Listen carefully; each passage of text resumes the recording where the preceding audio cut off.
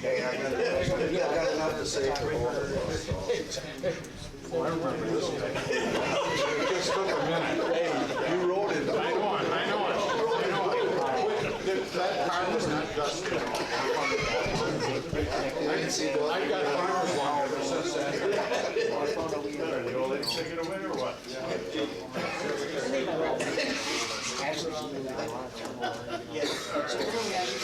Oh, yeah.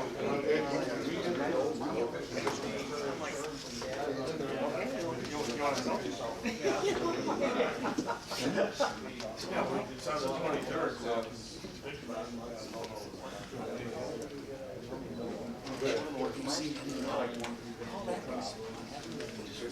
All right, everybody, we're going to get started. We're only 13 minutes late, given the fiasco at the front door. That's not too bad. Thanks, everybody, for coming. I'm Jess Karstens, Area Wildlife Supervisor for the Eau Claire area. Probably a familiar face to a lot of you. I was the wildlife biologist here and technician before that. Close to 20 years, so I've been around for quite a while. Again, thanks everybody for coming tonight. I think you all know why you're here, but obviously hosting a public meeting as a result of the first wild CWD positive detection in Dunn County. So what we're going to do tonight is present some information to you on CWD in Wisconsin in general, and then rein it in a little bit to closer to home. We had some wild detections in Eau Claire County over the last couple of years, then of course this first detection in Dunn County this year. So glad you're all here. Everybody plays an important role in monitoring for this disease and the kind of the follow-up from here. So thank you all for coming. So how the night's going to go is over the next hour or so, we're going to have the department presenting some information for you, and then we'll bring our County Deer Advisory Council up front, and they can talk a little bit about what they do as a Deer Advisory Council and how they'll sort of take the ball and run with it from here in terms of recommendations with what our next steps will be in monitoring for this disease.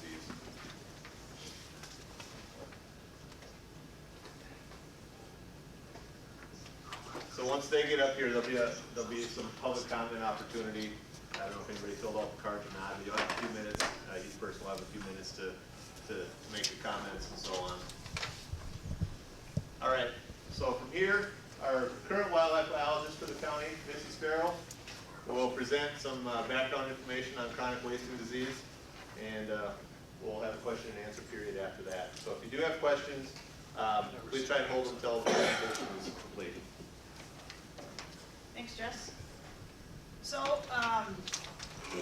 tonight I'll give you just a general overview on what chronic wasting disease is referred to as CWD, and then we'll kind of talk about where it's at in the state of Wisconsin, and then bring it back here to Dunn County. So just to give you a quick overview. So chronic wasting disease is a prion disease. So what that is it's a protein that's folded, and that's it affects the cervids, so the deer, elk, moose, and actually reindeer in Norway as well.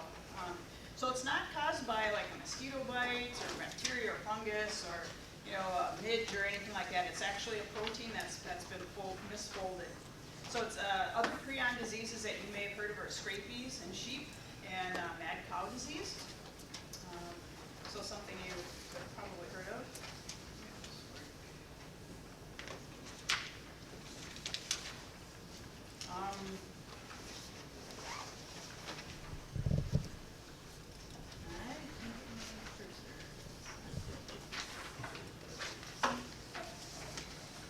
All right. Well, anyway, CWD impacts the nervous system of the animal, so basically brain and spinal cord. When we test for it, we test the lymph nodes, and because it concentrates in those areas. It's a fatal, 100% fatal disease. Once the deer contracts it, it will die from it. It takes about a year and a half before it actually starts showing signs of the disease. So it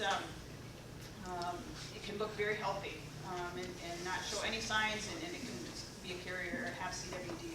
it's really only the last few stages, last few months of life where it really starts to show the signs of the disease. And some of those advanced symptoms were emaciated or really skinny looking, no fear of people, drooling, and it's a very contagious disease. So spread deer-to-deer contact, saliva, which is why we have the baiting, feeding ban in place, because it's easy to spread the disease that way. Urine, feces, things like that, very easy to spread from that way. And then indirectly, the contaminated environment. So there's a lot of research going on. It's a really new disease, a lot of different research going on, and they're finding that a CWD positive deer can urinate on a plant, walk away, and another deer can come up and eat that plant and get it from that. So they're finding it in the soil, it stays in the soil for several years. There's lots of different things that they're discovering and working on right now for CWD. Like I said, pretty new disease, so we're learning all kinds of stuff. As far as the impacts to human, there have been no cases of humans contracting CWD from eating CWD positive venison or anything like that. However, the CDC and the World Health Organization strongly recommend that you don't eat meat that comes from a CWD positive deer. We just don't know it's such a new disease. Just to give you an idea what it's like nationwide, we've got, it's I think in 26 different states and provinces now around the country. So what does CWD mean to you? You know, how is this going to impact everybody here? So CWD is changing Wisconsin's deer hunting experience and traditions. The spread of the disease changes whether or not we bait, how we move carcasses, how we dispose of our carcasses, getting our deer tested whether or not we choose to eat the meat. And hunters play a really critical role in that. That's how we determine how we can get our numbers is through samples that are from hunter harvested deer. That's the only way we can tell what the disease is doing on the landscape. And then of course, it's a complicated disease. It's not simple. So there's lots of factors that lots of things are changing and we're learning as we go in time, and there's no simple answers to this disease. So engagement and participation are really important, and it's the way forward, and we really need everybody's help with battling this disease. So let's start real briefly with how it started in Wisconsin. So fall of 2001, they tested a little over 1,000 deer down in southern part of the state, and 3 deer came back positive for CWD. So DNR found out February of 2002 that we had 3 positive CWD deer in Wisconsin. Now, just to give you, I'll kind of quickly run through this just to show you how it spread and changed throughout the state. So first testing is 2001. So just to give you, so when you see these slides, the blue is the samples from that. Cumulative impact of the samples throughout time, and the gray is that current year. So 2002. 2002 we had a huge, you can see we sampled 40,000 deer that year. That was the first year we found out we had it, so we did statewide sampling, really huge effort, sampled all over the state, and then found that it was only down in that part of the state. So we backed off on sampling statewide the next year, and we'll talk about that a little bit in a minute here. But anyway, just to give you a little idea, year by year, how it continued to spread. 2011, there was 1 positive way up in Washburn County, and that's not on this map at all. That was a real outlier. And then keep going here. 2017, up in, you can see the positive up in Eau Claire County there. That was our first one up in this area. And then, well, the last one here is 2018, 3 positives in Eau Claire at that point. So just to give you it's kind of hard to see on this, but a statewide look at where we're at.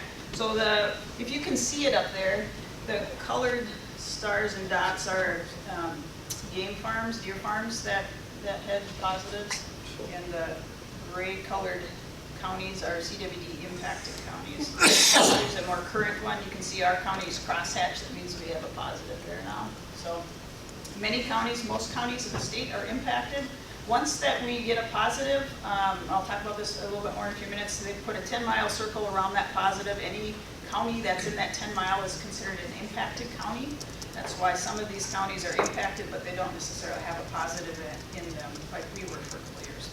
Okay, so this will show you the deer that we've sampled since 2002, the number of samples that have taken, and then the red number on top are the positives. So you can see huge sampling effort, 2002, and then we realized we didn't need to sample the whole state. But then 2006 again, we had a really big sampling effort. I believe mostly that was statewide as well. And then you can see there was a huge drop from 2006 to 2007, and we had a considerable loss in funding that happened during that time. A lot of the federal funding was cut, and a lot of state funding was cut. So that changed a lot of what we could do for CWD. So challenges, lots of challenges that we have with CWD on many fronts. So one of the big ones is the loss of funding, like I just mentioned. Without some of those funds, it really changed how many samples we could do and how our effort in sampling as well. So the loss of change in hunter incentives, so earn a buck, antlerless tags, different season changes, all of that impacted incentives, and ability to get more samples as well. Registration has been a really tough one. So prior to electronic registration, you guys know we all had to take your deer in to get registered, and it was easy for us to set up a sampling station at those registration stations and receive samples. It's a lot more challenging now when we don't have people coming to registration stations to register their deer. So we work different ways. We work with meat processors and taxidermists and our kiosk that we have set up. We can talk about that a little bit more here. So let's talk a little bit about, or get into CWD in Dunn County. So it was found last October, a hunter shot in bow season, a 3-year-old, and tested it, sent it in for testing, and it came back positive. Healthy looking buck, didn't have any thoughts that it would be a sick one. So first one in the county.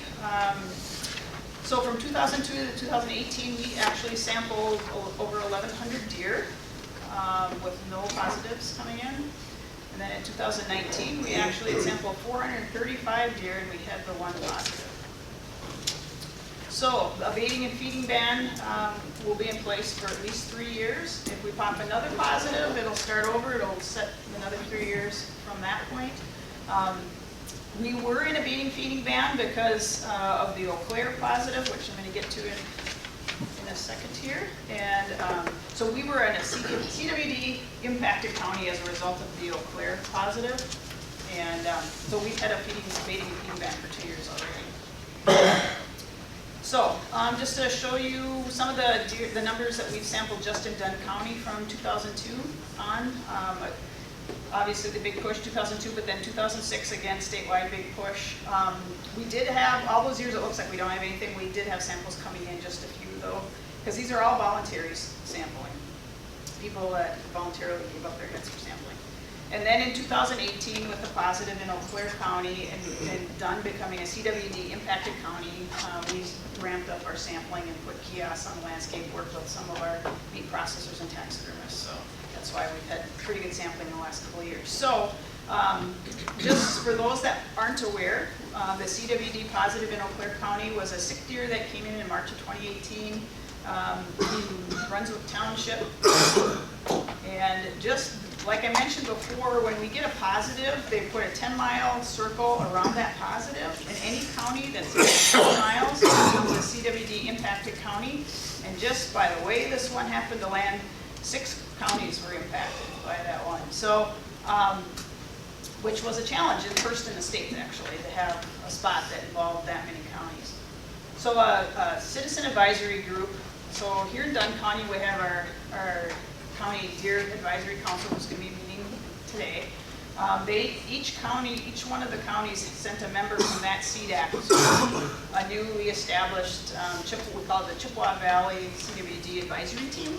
So that team meets to help advise department staff on what we do for CWD management with this Clear positive. So again, reset their baby feeding ban, and then currently they're at 6 positives in that area right now. And here is where we are from them. So the red dots are the Eau Claire positives, and our yellow dot up there is Dunn County's. Now I would have bet a lot of money that our first positive in Dunn County would have been probably down in Rock Creek, because it would have been close to, because that positive in Eau Claire County was literally on the county line. It was right across the road from Dunn County. So I thought for sure that's where that was going to pop, but nope, it showed up by exit 45. So just to give you an idea, because we have been sampling for a few years, these are sections and the number of samples that we had taken in the last 2 years from hunters that have barely given up their samples. So we have done a fair amount of sampling in the area. I think it's like 196 samples altogether the last couple of years. But as you can see with the white, there's definitely some holes. And that's that 10-mile circle again around the positive. All right, so now that we have CWD in Dunn County, what do we do next? So part of what the CDAC tonight, their objectives are to gather and consider public opinion regarding CWD and options for surveillance and management. Review and consider best available peer-reviewed information on CWD, and then to provide the department with recommendations regarding local surveillance areas, surveillance methods, and management options. So, the next steps with surveillance options would be to determine the boundary of our surveillance area, and then we'll discuss issuance of surveillance permits and landowner permit area where those permits would be given out. So we're targeting an area to collect CWD samples using methods of voluntary testing, as we've been doing all along, and that is through our kiosks that we have that are set up 24 hours. Anybody can come, fill up a data sheet, drop off their deer heads. You can also drop off samples through the taxidermists and the meat processors that we're working with, and all of that can be found on our website. And then, of course, you can contact us at the office. You can call ahead, we can make sure we're there, and we'll get a sample for you. Of course, we'll go after car-killed deer in our focus area, and then if any sick deer response, we act on right away and get those in for testing. So crunching some numbers and looking at we need to get a sample goal. We need an idea by sampling how many deer, our goal for sampling to make sure that we know how prevalent it is on the landscape. So with 95% confidence level of detecting the disease in the population, assuming a 1% disease prevalence, and assuming 95% test sensitivity, the goal would be about 296 deer for this area. So there will be 2 options for, we've got 2 options available tonight that we'll present for our surveillance area. So that would be the 10-mile circle, I'll show you in a second here, or using a polygon instead of a circle. So we came up with just an idea of this polygon based on roads that people know. So just to make it easier, instead of saying big circle, using roads. They did this with the Eau Claire one, and it worked quite well. So here would be a map if you can see it, and I apologize for anybody that's colorblind because it's really hard to see red and green, but the lines are red and green, and the red circle obviously is the 10-mile radius circle, and then the green boundary is the road surveillance area boundary that we looked at. So we 170 on the north side, just use the county line. You can see that it just dips into Chippewa and the edge of Eau Claire County. But talking with their CDAC folks, they're fine with Dunn County taking a lead on this. And since they're already an impacted county from Eau Claire, we're going to use just Dunn County CDAC people to make the decisions on this. So to make it easy, we we thought an option for the surveillance boundary could be the county line on the east side, County C on the south side, and then Highway 25 up to 79 on the west side. So those are our two options. So surveillance permits would be issued to a landowner to harvest deer during a specified time frame. The purpose is to collect CWD samples, and it's not about, you know, herd reduction or anything. It's just a way to get more samples, so we know how prevalent the disease is on the landscape. So harvested deer, they have to be registered or the deer must be submitted for testing, obviously. Issued within a designated focus area only, which will be determined here. Be authorized to harvest only 1 to 5 deer based on the acreage and habitat. Can be designated for antlerless only, buck only, or either sex. And landowners may designate but not sell a permit, and normal hunting hours would apply as well. And this has been used quite successfully in other areas where they've had CWD. So some of the things that CDAC needs to talk about tonight are recommend issuance of CWD surveillance permits, yes or no?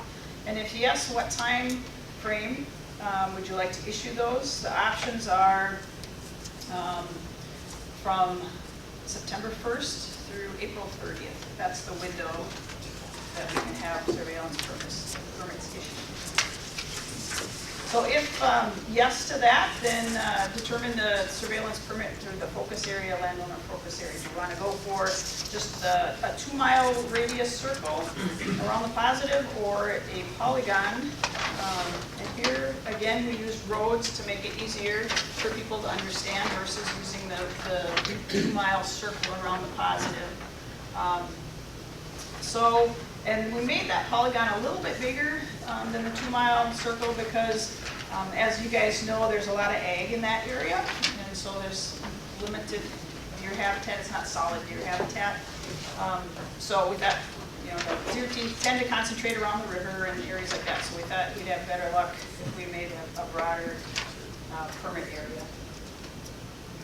And it's about 28 square miles in that in the green box. So to give you an idea, this map shows you if CDAC chooses to use based on the road boundaries, the outside red boundary is the surveillance area boundary, the larger area, and then the green would be our landowner permit area, so where we would focus the efforts to use the surveillance permits inside that green boundary. So if sampling efforts are implemented during 2020, and if we find, so we don't make those sampling goals, the CDAC has options to move in different directions after we've tried the first year. They can do mandatory in-person deer harvest registration, mandatory CWD sample submission, trapping and euthanasia, and then potentially some other options presented by the CDAC. So if additional CWD positives are detected, more disease management options may be considered by the CDAC. So, for example, additional days of hunting opportunity, additional harvest tags, financial incentives to hunters or landowners for harvesting CWD positive deer, localized culling through landowner involvement or contracting, and then trapping and euthanasia as well. So just some options. So, next steps, what can you do? So, 4 simple things that any hunter can do. Test your deer. That's probably the biggest one. And then disposing of the deer carcass properly. We had really good luck this year. Dunn Fish and Game stepped up and helped support or sponsor a dumpster that we had at the DNR office. And it was a huge success. It was overflowing and we hauled it away. It was over 7 tons of deer carcasses went into that dumpster, which is great because it's less deer out on the landscape. It's a great way to dispose, for anybody to dispose of their deer carcass. And we really encourage people to do that instead of leaving carcasses laying around, because if the deer has CWD, it can be spread that way. Scavengers and other things can pick at it. Anyway, it's just the best option for disposing of deer carcasses is properly landfilled, and those, the dumpster program worked really well. So, and they took that up to the Barron incinerator and disposed of it properly there. So that was a really, really good thing, and I anticipate we'll be doing that again this year. So that'll be another option for hunters. Of course, encouraging others to get their deer tested is huge. All your friends and family, anybody you know, I would strongly encourage they get their deer tested.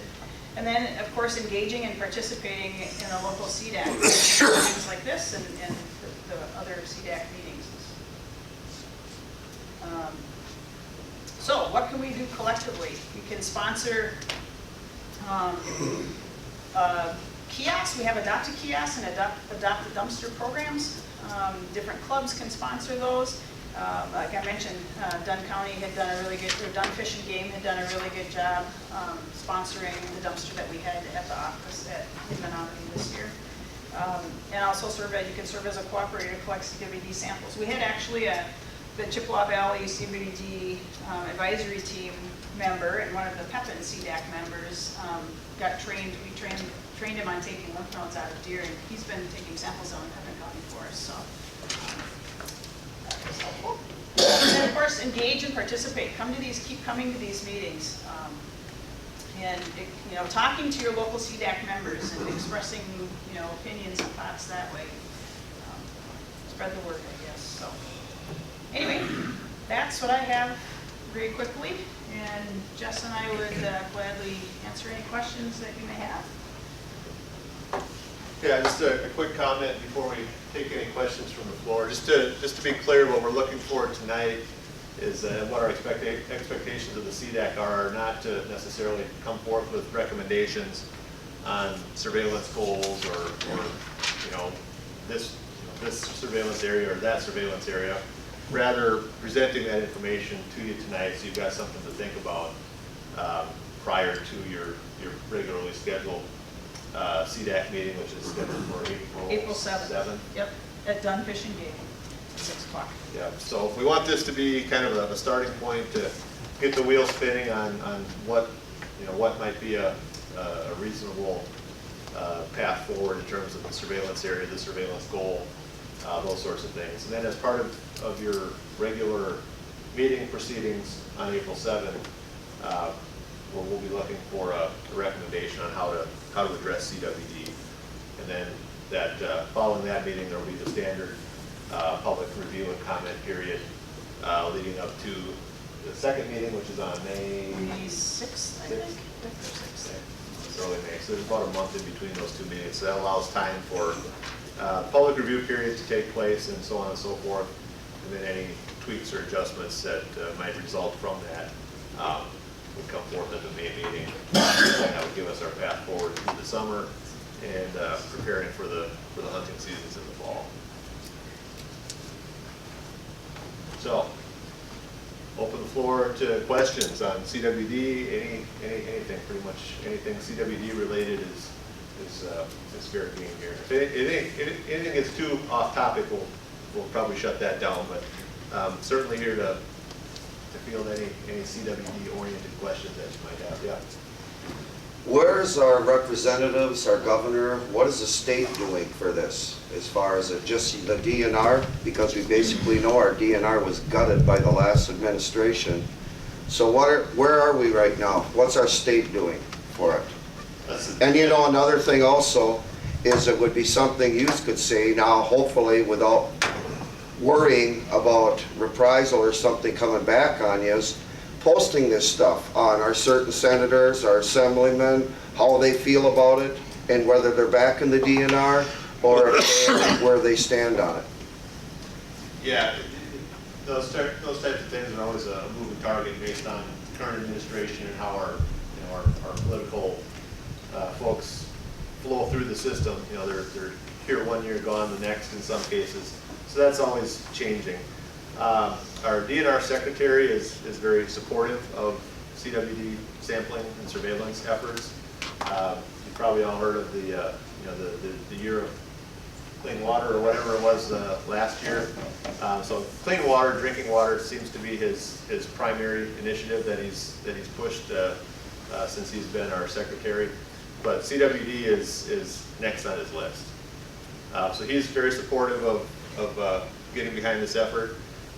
The Adopt a Dumpster Yeah, program that was a big that Missy talked about. Well, it's he was- not next on his list. I mean, this has been going on for how long? It needs to be done now. I mean, anybody could step up and say, yeah, it's next on my list. Yeah, well, our current secretary's only been in for about a year. So, Okay. And he's not okay, actually appointed yet. yeah, okay. The legislature haven't actually. yeah. So he's working on it. He's voiced his support. Locally, you know, this is new to Dunn County here, but referencing the Eau Claire situation. Jeff Smith is a local senator from down there. Jeff Smith is very supportive of this. Spent some time with us on opening weekend at the kiosks that we had over in Eau Claire County, and he's pushing some things to you know, to help us combat CWD. Same with Patty Shackner out of the St. Croix County area.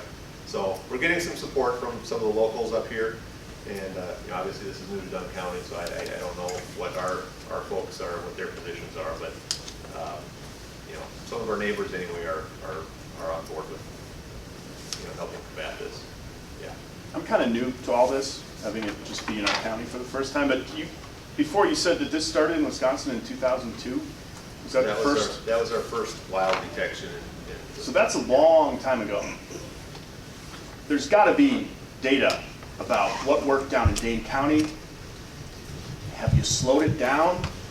I mean, that graph was not promising. It appears that once there's one, I mean, it doesn't take a statistical genius to know where it's headed here if it follows even anywhere close to what that last trajectory was from Dane County. Right. I mean, That's why we. this sounds like a zombie apocalypse for deer. I mean, does anything stop it? And then my next question would be, almost 20 years, why haven't we switched back to mandatory registration or in-person registration? It sounds like if that would help, we all used to do it. The bars love it. I mean, we could probably survive if we went back to that. How come that hasn't happened? How did this happen? Those things, the change in the registration procedure, those were legislative changes. So those are things that are beyond the control of the department. Those were purely legislative moves, and they followed really a nationwide trend. There's considerable cost savings in going that way. There's upfront costs, of course, but we put tremendous time, effort, and dollars into setting up all those registration stations and whatnot. And the political decision was made by the legislature to. Is anyone calling for it to go back? It sounds like just from a data standpoint, that would be fantastic for this. I mean, that seems like a no-brainer to me. Yeah. Again, I'm not Folks saying here you know on the anything, but- Conservation Congress and so on and so forth would attest that practically every year there's a request made. And it to doesn't return to pass? in-person registration and things of that It ain't nature. gonna happen. It hasn't gotten any traction. No politician has taken it up to change it back. Do they know about the disease? Yes, they do. I'm not trying to be sarcastic. I'm brand new to this. I'm just kind of learning about all this tonight, and it's sort of blowing my mind. Like, No, Does anything work? They know about the disease. As to your first part of your question, what worked in Dane County and Iowa County where it was first found. When the disease was first discovered, we took a very aggressive approach. The term eradication zone might ring a bell to those who were dialed into this back then. The goal was basically to remove as many deer from the landscape as humanly possible. Eradication was a bit of a, not the best choice of words because that's simply impossible to eradicate every deer. But the goal was to remove as many of them as possible to reduce the number of deer per square mile, the concentration of deer down there, and much like here, the landscape down there is very difficult to, it's along the Wisconsin River, so you've got large blocks of woods, a lot of ridge topography. So you chase deer back and forth from one side of the ridge to the other and whatnot. So limited success. Of course, our efforts down there at that time were based 100% on landowner cooperation, and we we're able to get permission on some properties to go in and sharpshoot and remove large numbers of deer, but not on others. So, you know, it's a difficult situation when you can't throw a blanket over an area and say, we're going into this whole area. And you can probably imagine the public outcry. If lawsuits, yeah. If you know, if we try to take that approach and just said, no, we're coming in and doing what we want. So that's never been our approach, and probably never will be.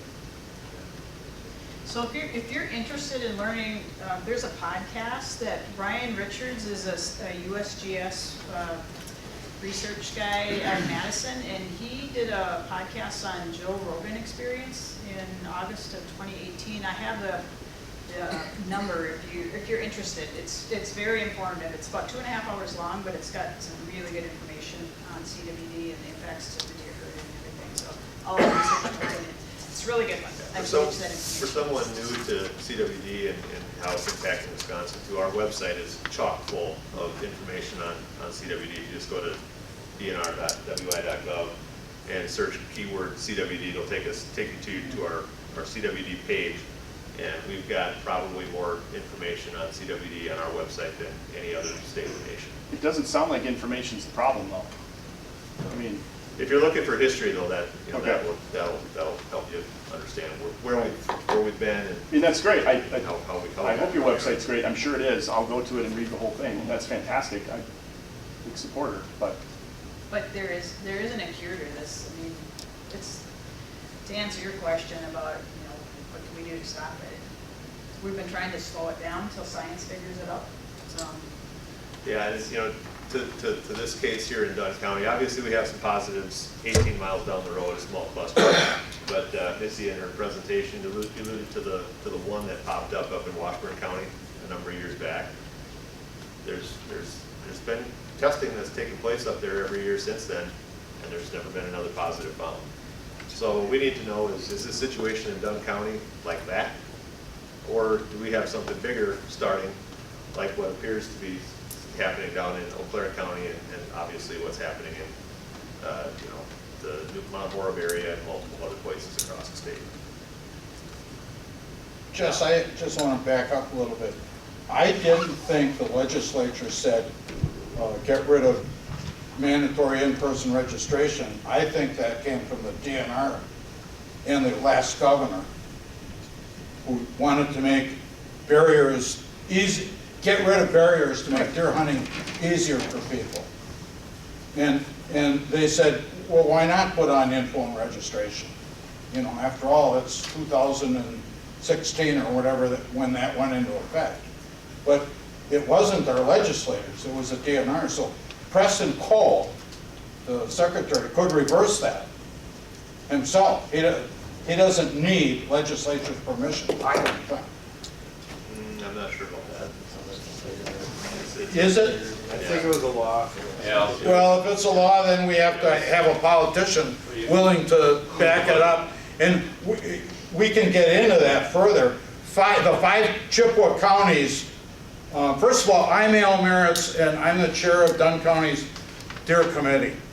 And I'm on the Wisconsin Conservation Congress, and please come to our meeting, and I'll mention that later, once a year. If you don't want to come to it and listen to this discussion, at least pick up the stuff, go home, and you can vote online, because there's going to be deer questions on it, coming from the DNR, not the DNR, the Natural Resources Board, because they've gotten involved with it. But our politicians never should have gotten involved with deer hunting. They should have allowed the DNR to manage it, period. And once it becomes law, now you've got to change it. So you've got to have a politician willing to stand up and say, okay, that was a wrong decision. I'm willing to do this, even if I don't get elected next time. And that's the problem, the way I see it, part of it. Yeah, anytime you're talking about a change that requires legislation, it's very muddy. Yes. Yeah, great. So what does the deer educate us on what does the deer population look like in Dane and Iowa counties today?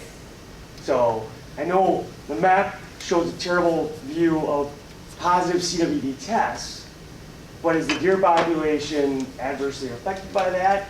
Is it just simply, hey, we have a lot of deer that had the disease, but we're harvesting them and we know that? Or are we actually seeing a decline, in that deer population, or just an overall health of that deer population? Yeah, I don't either one of us follow the specific numbers down there closely, but they continue to harvest a lot of deer every year. I don't have harvest numbers from down there, but the harvest numbers haven't declined substantially. Not out of proportion with anywhere else. Right. This year we experienced a harvest decline across the entire state, and that area was not substantially different. A lot of mature deer continue to be harvested down there. Trophy class bucks continue to be harvested down there. But what we also know from the testing that continues to take place down there is that a higher and higher percentage of the deer that are tested are testing positive. So the prevalence of the disease down there is increasing. At what point are we going to start to see disease-related population decline? We don't know that yet. As with any disease, these things take a long time, decades to show themselves. As would be the case with a human disease. These things don't show their true effects for many years in a lot of cases. Jim. So, two questions. I hunt down in Arkansas in the Ozarks, and they found CWD in the area where we hunt. And he immediately drew 2 circles on the map. And where I hunt is in the first circle, and you cannot take a carcass out of that area. In the other areas, you can move it after it's tested if it's not positive to stop the spread. Is there any thoughts about doing anything like that in Wisconsin? There have been various proposals that have come forth regarding carcass movement, one of which was a special rule proposal last fall that, how was the word? Basically, you couldn't take a deer out of the county that you harvested it in. That created a lot of uproar due to people who live on one side of the road and hunt on the other side, and the road happens to be the county line. So now they harvested the deer across the road from their house and they can't get it to their house. Lots of situations like that came up. So that rule ended up getting pulled. Legislative last year. committee makes it. Yeah. So the way it is right now, you can only move carcasses from. You can't move a carcass to a non-CWD affected county, which, as you saw on the map, there aren't that many of those left anymore. Although St. Croix and Pierce are. St. Croix and Pierce are not affected, but if you shoot a deer in Iowa County and you live in Dunn County, you can bring that deer back to Dunn County as long as you're not traveling through any non-affected counties. So that's how the current rule sits. My other question is, so this CWD positive is very close to some pretty densely populated urban areas. The whole Cedar Falls area, and it's not that far from Menominee. Right. And we got an awful lot of deer in Menominee. Has there ever been any studies or anything about CWD in urban areas and what kind of an impact that can have? None that I'm aware of. No, I can't think of any specific to urban impact or anything. So we issue a permit to City of Menominee for, I think, Baylor Park. They were doing some hunting out of there. So about since we've had CWD in the area, we've been requiring those heads to get tested. So they come in and get tested. We've had ag damage permits issued nearby in that hot zone area, for lack of a better word, and they're required to turn those heads into. So we've been trying hard to get as many heads collected as we can in the area already. Yeah, the prevailing belief is that higher deer densities or higher deer concentrations make spread of the disease from one deer to the next happen more readily. So, logic would say that if you've got high deer densities in an urban area, and you get an infected deer, you're gonna have problems and probably an increased rate of spread. Yeah. This has been in Colorado for longer than it's been in the Midwest, is that correct? Yeah. Yeah, In started elk, there in the 60s. mule deer, et cetera. So there's got to be a ton of data from out there. Is there, within a herd, is there like a natural plateau that this disease hits?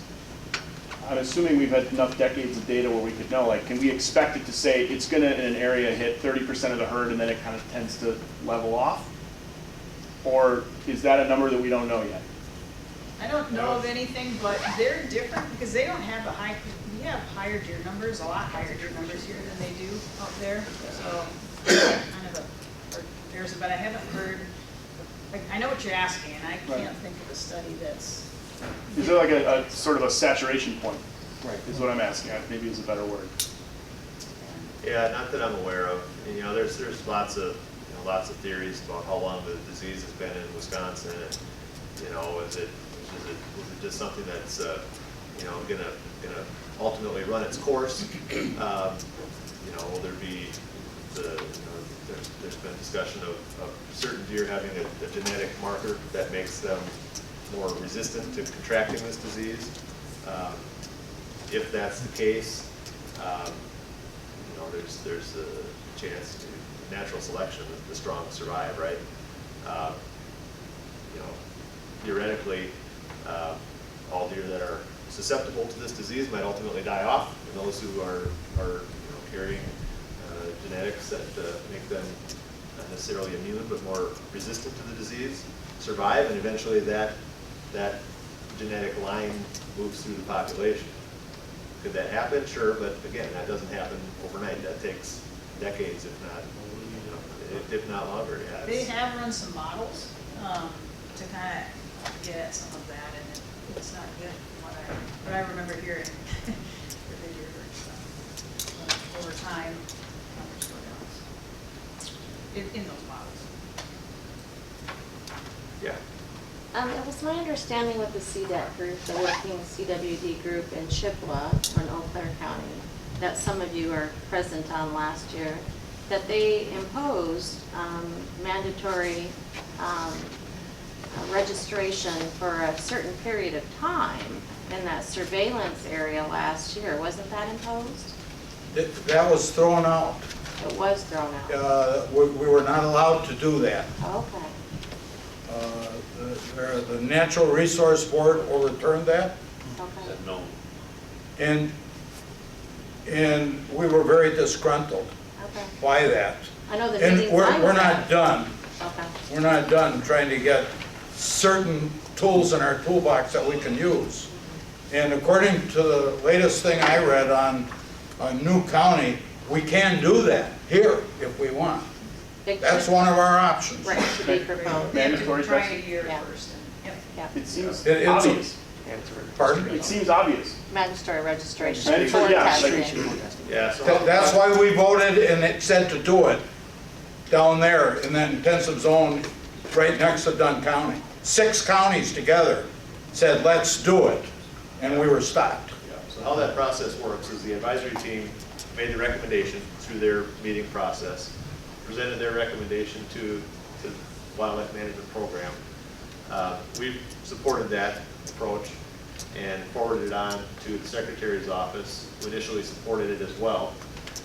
So from there it went to the Natural Resources Board, where, as Al alluded to, it was basically shot down. And the directive given back to the Secretary to relay the message to field staff that this will not happen this year. And then the second thing I wanted to make a comment on, the genetic information that you had just mentioned. There are further genetic markers that are being known at this point other than just the general G's and S's in the wild herd. Michigan did a study and they've got KKs in their wild population, and they're doing some research on that to see if they are more resistant than the normal G's and GS's in the wild deer. So there is more of them on the landscape in that area than there are in Wisconsin in our general population. But there are some studies that they're moving forward on that are showing starting to show some results in that area. Yeah, there's a ton of research going on out there, a ton of money being pumped into all this stuff across the nation. And there's no silver bullet at this point. You know, suppose genetic resistance is ultimately something that comes to be. Like I said, that's not something that we can just say, you know, it will be and it'll fix this.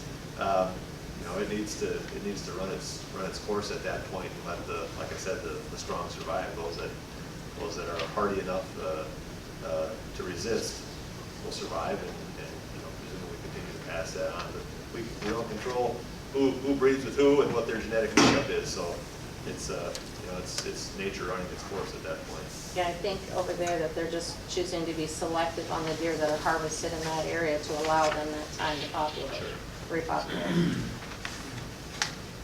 Yeah. I know it's a touchy deal, but I want to bring up the deal about deer farms again. I know I've sat at some of these meetings and I've heard them. I wonder if anything's changed on that. I know at one time they talked about double fencing and then that was blown out. We've heard about these certain farms that did test positive and we ended up having to pay all for the ones. Has anything changed with that? I don't think there's anybody here. I'm sure there is somebody here that, I was at meetings where there was some deer farm people there. I understand it is their business. It's a way of life for them. But I mean, they were rattling off stuff. And that night there happened to be a state inspector, meat inspector, who was sitting in front of us. It was at the Tech one in Eau Claire. And they were rattling off this certain thing about testing and the certain testing they had to do. And that guy blew 80% of what they were stating right out of the water. So I was wondering, you know, if that was brought up, you know, it'd be nice instead of having somebody in the crowd there, somebody, you know, like with you or somebody that when they're making these statements, because a lot of these meetings when it first started out, there were a lot of deer farm people here. And so that it wouldn't take somebody right in the audience to be, I mean, luckily that guy was there because what the couple parties were saying, he blew them right out of the water. And I'm just wondering if anything has changed as far as that on I don't recall what those comments or whatever may have been, but deer farms are an interesting beast because the deer farm industry is regulated by DACAP, Department of Ag, basically. The only role that DNR plays is in the fencing component. DNR law enforcement, or our wardens, are responsible for doing the fence inspections. But everything else is handled 100% by DACAP. So it's an interesting relationship there. If they have an escape, then DNR gets involved because there's now a deer outside the fence and there are potential impacts to wild deer.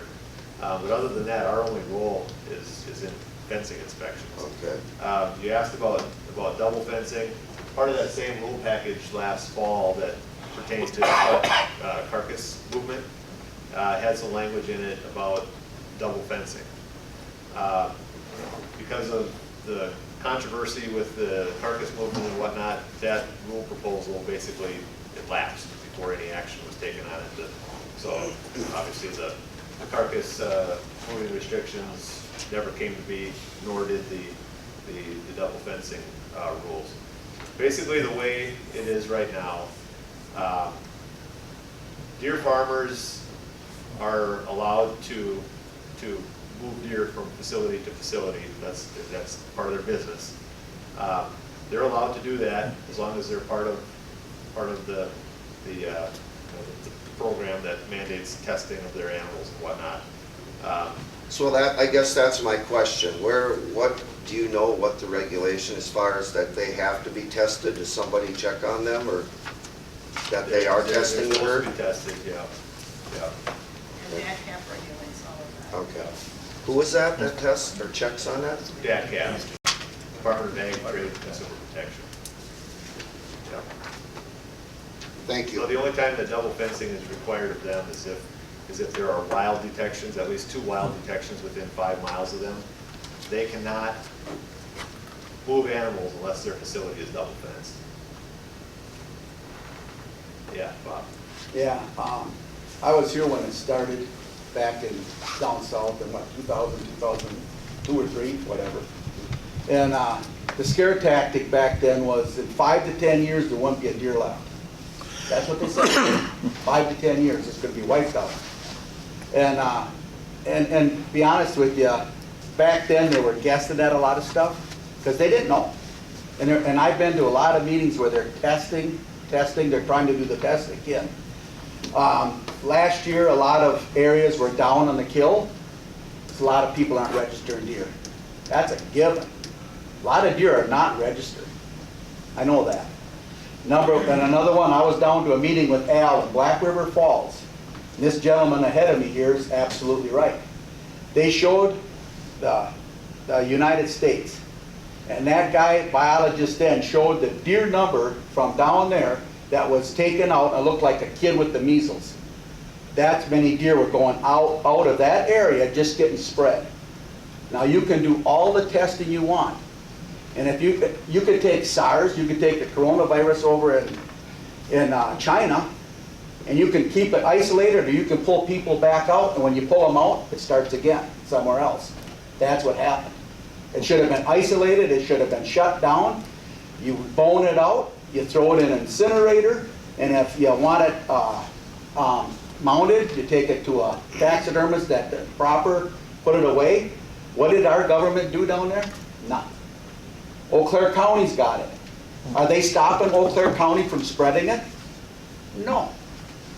You can go to Eau Claire County, shoot a deer, and you can take it wherever you want, pretty much, right? So what's stopping it? You can test and test and test, and you're spreading it. It's our legislature. So you can go down there and shoot more deer, more deer, more deer. And the more deer you shoot, you can spread it because you're shooting more.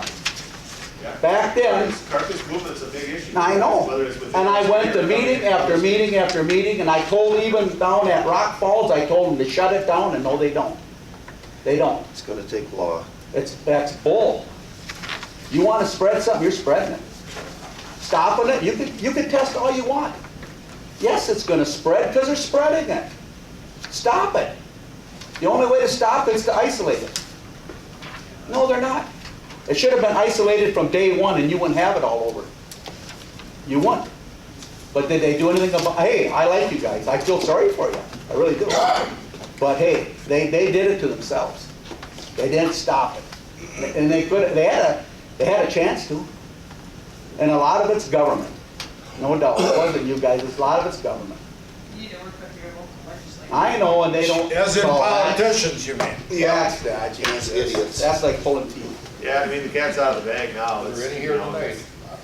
It's practically in all corners of the state.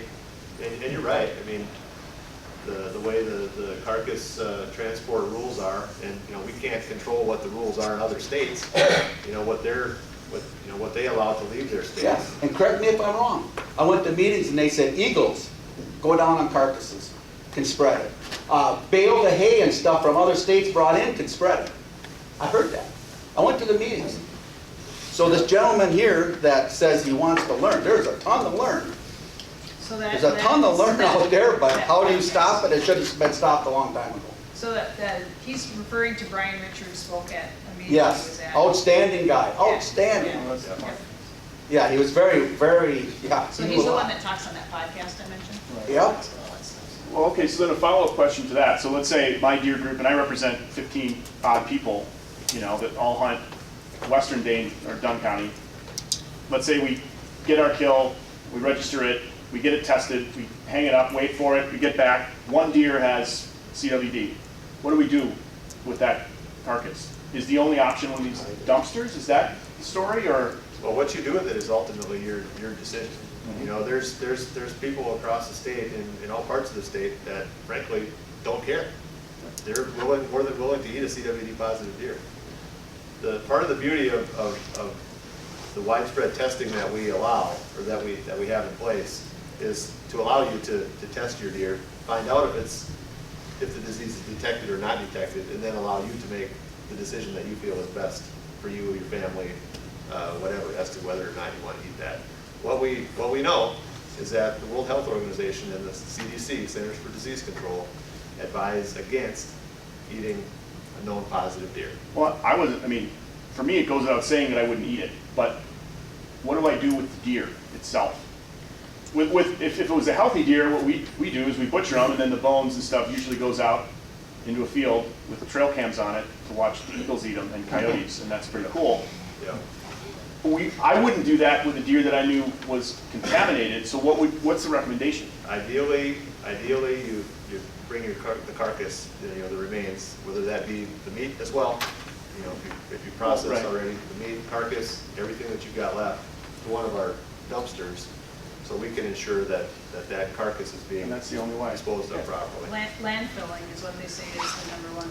Because otherwise it'll go on the ground. Yeah. Plants can pick it up. Short of that, an individual burying the carcass 6 feet deep is a recommendation. And if you can't do that, leaving it on the landscape where you shot it. So right next to the gut pile, basically. The landfilling is, Landfilling is the preferred method, but so the dumpsters. yeah. The problem is around here in this part of the state, most of the sanitation companies haul to the landfill in Eau Claire, and they're not taking carcasses. They don't take deer carcasses. So we've got a large issue with how to best go about disposing of your deer. Can you transport your own up to either the DNR container that will go to Barron and get incinerated, Yeah. or take it directly there or not? I don't know about individual drop-off, I'm not sure how that if that's an option or not, but if our dumpsters are out and available, yes, you can absolutely bring your carcass to our dumpsters. So what time period are the DNR dumpsters available? Basically the whole hunting season, basically September to January?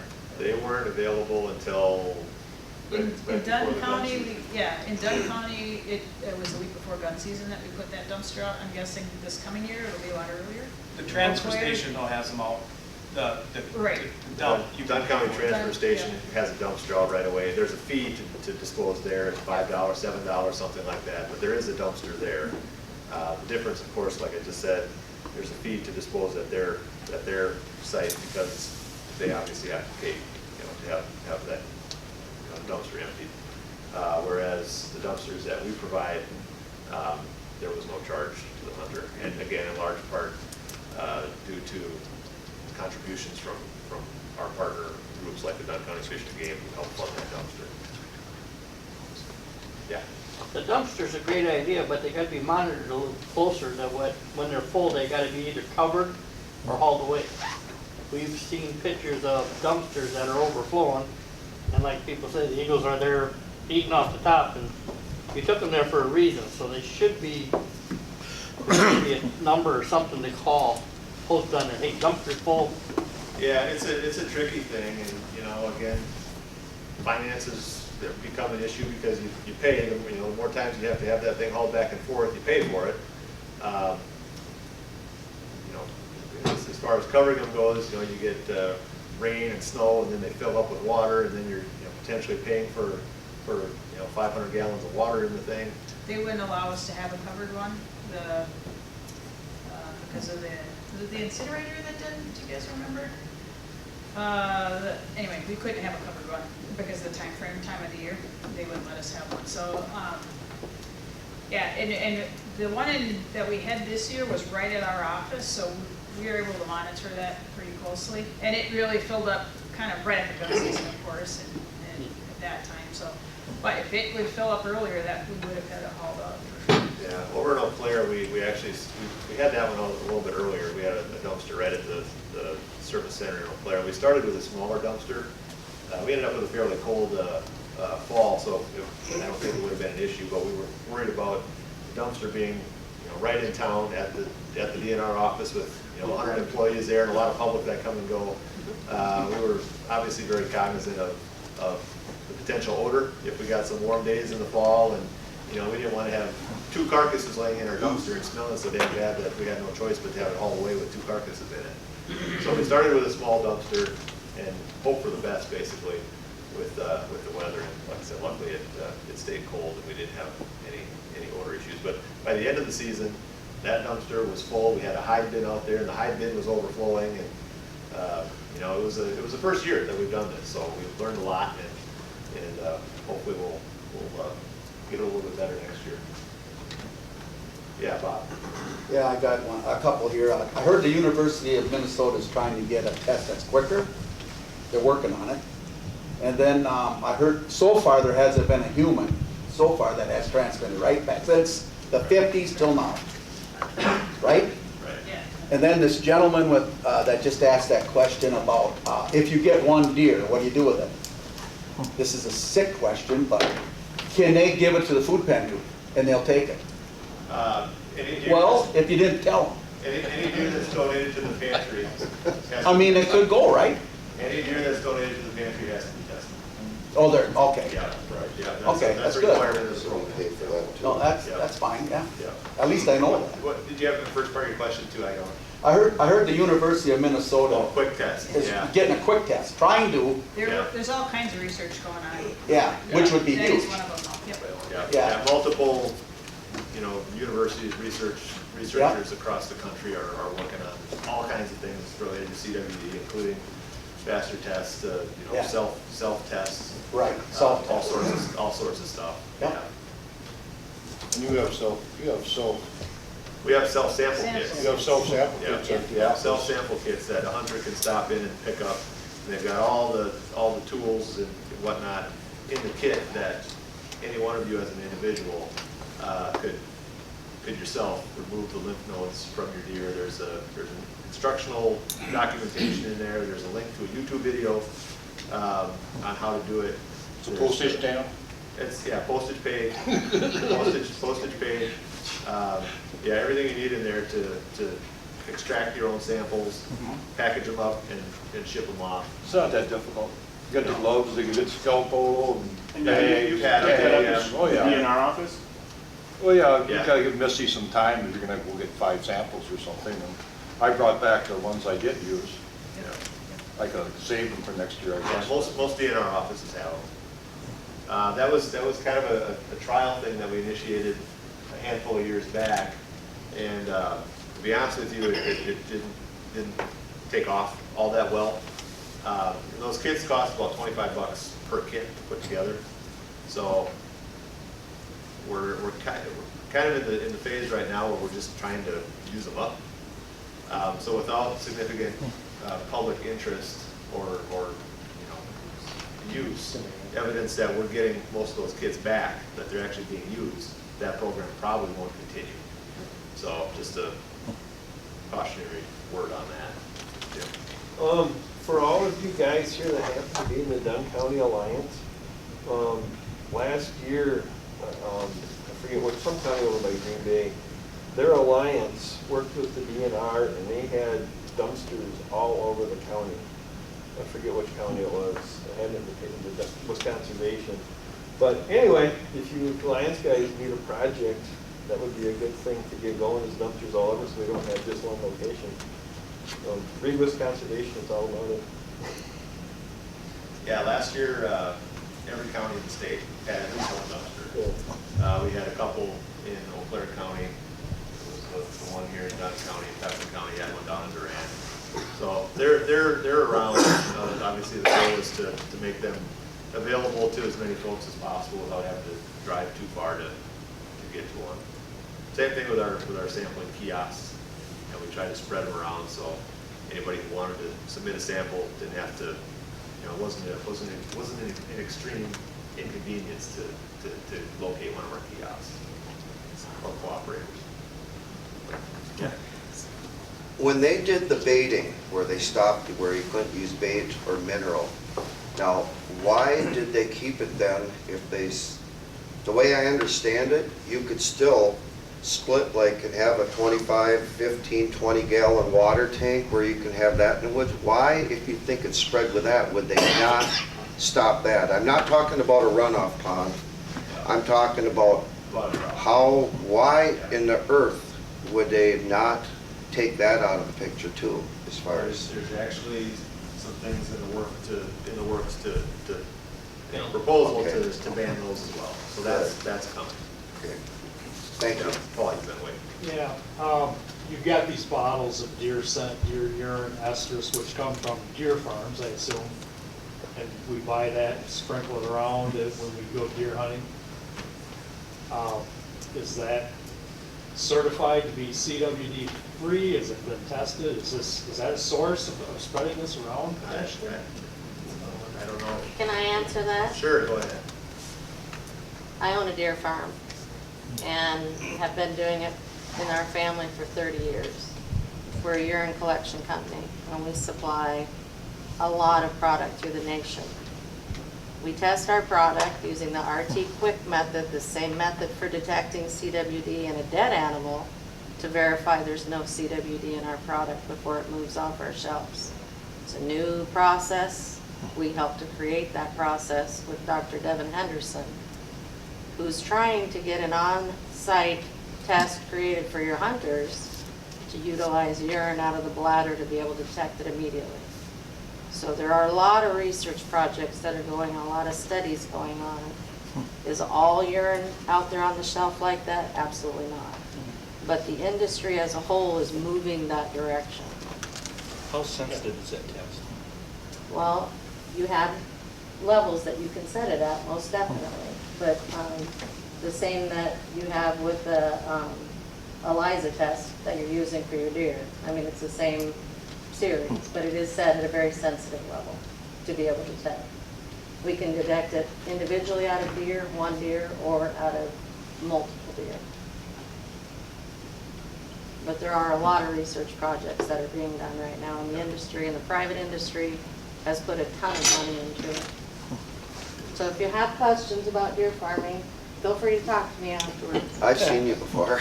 I'm not here preaching deer farming, but we have concerns too, most definitely. Yeah, and that's important to recognize that, you know, we obviously have CWD in our wild deer populations. We obviously have deer farms across the state that have positive deer. You know, it's as big of an issue to those of us who are more interested in the wild herd as it is to those who make their livelihood from raising deer. You know, a healthy pen-raised herd, they don't want wild deer transferring the disease to their pen-raised herd any more than we want an infected pen-raised herd transferring the disease to the wild herd. So it's, you know, like I said, the cat's out of the bag. It's here. It's in both populations. You know, in the long term, pointing fingers at where it came from, how it got here, is going to get us nowhere at this point. It's, you know, we're too far down the road to fight that fight. So the best, smartest thing we can do is, you know, respect each other at this point and try and work together to the best of our abilities to figure out what in the heck is going to actually work to combat this. Do you know anything about the research on uric acid? Humic acid. Humic acid, yeah, that came up at our question and answer session down in Rock Falls a month or so, 2 weeks ago, whatever it was. I don't know a lot about it personally. There's a number of publications on it. Like many of these other, you know, suggestions that have been made, things that neutralize prions and whatnot. There's ongoing research on all of them. You know, there's no silver bullet at this point. I mean, suppose that something like that were to be effective, what are you going to do with it? Spread it across the entire state of Wisconsin? I mean, there's no, even if it's effective, there's no easy way to implement it. And then, you know, what are the impacts of at what concentration would you have to spread it? What are the secondary impacts if it runs off into our water system? All kinds of, you know, bigger picture issues that would need to be considered before implementation of something like that. Yeah, what time? 8:30. So, yeah, a lot of great questions. Thanks for the engagement on that. The last part of our meeting will involve bringing our CDAC folks forward, and I know for a fact that a lot of you probably aren't familiar with the CDAC process because there's a heck of a lot more people here than what there are at most of our CDAC meetings. So Al, as our chair, can explain a little bit about what the CDAC is. Do you have anything? We want to move this table up here. Pardon? Do you have anything with the CDAC mission on it? I do. Yeah, so maybe share that, what your charge is as a county deer advisory council. Grab the other side of that table and we'll just move this up. And I'm going to ask the CDAC people to please come on up here, right here. And grab a chair and face the crowd. Any of the CDAC people. And we're going to introduce ourselves. Bob? Yeah.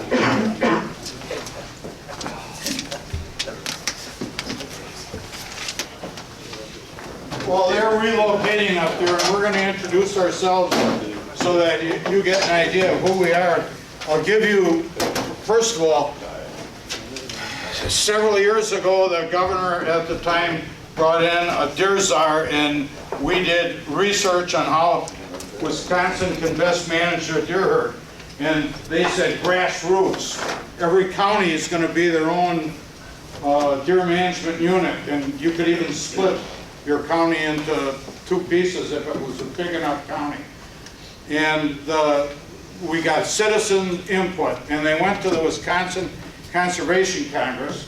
There's 5 members in every county, and 3 of us are here tonight, and 2 of us had to be on the Dunn County's deer advisory. I call it a committee, they call it a council, because it acts like a committee, and a council seems like a snooty word to me. So I call it a Dunn County's Deer Committee. Here's what we're supposed to be doing. We're supposed to be gathering public opinion on deer population and goals, antlerless quota, and herd management strategies. We need more tools if we're going to manage the herd. The size of the herd keeps growing. Dunn County has been in a maintained position, and the next time it comes up every 3 years, we get to say, are we decrease, maintain, or increase the deer herd? I'm going to tell this committee that let's go to decrease, because we've been on maintain for 5 or 6 years now, and every year we're on maintain, the wild population of deer in Dunn County goes up about 6% every single year. So maintain really means you're going to let it increase 6% a year if you let it maintain.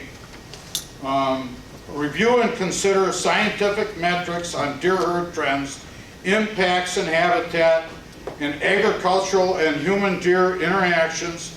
And then we're supposed to provide the department with recommendations, which we do once a year, on deer population objectives, antlerless quota, and herd management strategies. Well, I guess in a nutshell, we used to say how many antlerless deer tags are going to be for sale. How many you're going to get with every license you buy. Do you get 1 doe tag? Do you get 2 doe tags with every license you buy? There are some counties that went 4. And those weren't very good tools for us to reduce the deer herd, because I'm the kind of hunter that if I get 1 deer, that's enough. And if other people in my party want a deer, we party hunt in Wisconsin, by the way. We're the only state that does that I'm aware of. No other state allows party hunting completely. And when I hunt in Colorado or Montana, Wisconsin hunters get checks twice as hard, because we're known to help each other get game, which is illegal most places. This CWD is the most important thing that we've been assigned, and we just got it, this committee. And when we talk about numbers, I've always considered that kind of fluff. This is the future of our deer herd, the CWD thing. And even down south where they're still shooting plenty of deer, and between the Mississippi River and the state capital, 3 counties in a row there. Iowa County, I know guys from the Conservation Congress that got 3 nice bucks on their farm down there in Iowa County, sent them in, and all 3 of them tested positive for CWD. Truth of the matter is, if you get a deer down there that's 4 4.5 years old, 50-50 chance it's got CWD. And I'm sure as this goes, all of a sudden it's going to be a 60% chance it's got CWD, because it grows every year. Anyway, without saying any more, this is what we're supposed to do right here. So I'll call, in a minute, call this meeting to order, but, well, I'll call it to order right now. In that public comment part, if you have something you want to say, you better get one of those cards and give it to Shayla back there, because when we get to that point in the meeting and she hands me those cards, we're not going to let you fill them out anymore. Because it's a public meeting and we've got to keep going. And we're not making any decisions tonight, we're only discussing the committee. So different people on the committee fit different chairs. And obviously we don't have a full committee here tonight, but I'm on the Conservation Congress and I'm the chair of this committee. And I didn't even want to be here. I didn't want to do this, but the more I learn about CWD and the more I learn about Wisconsin's deer herd, the more involved I am. And I was about ready to give up my Conservation Congress position when it became available a year from now, but I don't think I'm gonna unless we've got some better answers on CWD. I'm gonna stay. And as a Conservation Congress person, I chase these conservation issues around the state on my time and my dime. I don't turn in for even mileage reimbursement or meals or anything, period. The Dunn County Fish and Game used to give us so much a person to buy meals and to travel to these things. That dried up. We're on our own dime. Okay? Mike Gullickson just joined the committee because the person that was on it was voted off. She went off to Congress on her own initiative because we had some younger guys that wanted to join, and she said, I don't have to be on the Congress anymore, so Pearl quit. But we had a vote where we had to elect who was going to replace her shoes, and he got the job. So he's the vice chair, he's got a voice and he takes notes, and all this stuff is public. We're in public meeting right now. I can introduce these guys because I know what they're going to say, but Bob Benier has been on the committee. He used to come to these CDAC meetings and ask questions of us. And when we had an opening for agriculture, he's a self-made farmer, this guy is. He and I have gone to some of these meetings around the state to learn more about CWD, and we were totally surprised. I never knew you could get a meal. We're still on our own dime. I'll buy you one the next time we go to breakfast. I'm buying lunch, all right? Actually, they give us free lunch there. It's on the way home. We're on our own. You want to say anything on? Yeah. You want to put a decrease on the herd. Yep. I have gone and we have increased the tag numbers for does. Has our kill went up? No. The people shoot the same amount of deer every year. When they are full and don't want no more, they quit. We can raise it, I don't care. You can raise it all you want. We went to 2 tags last year, from 1 to 2 per license.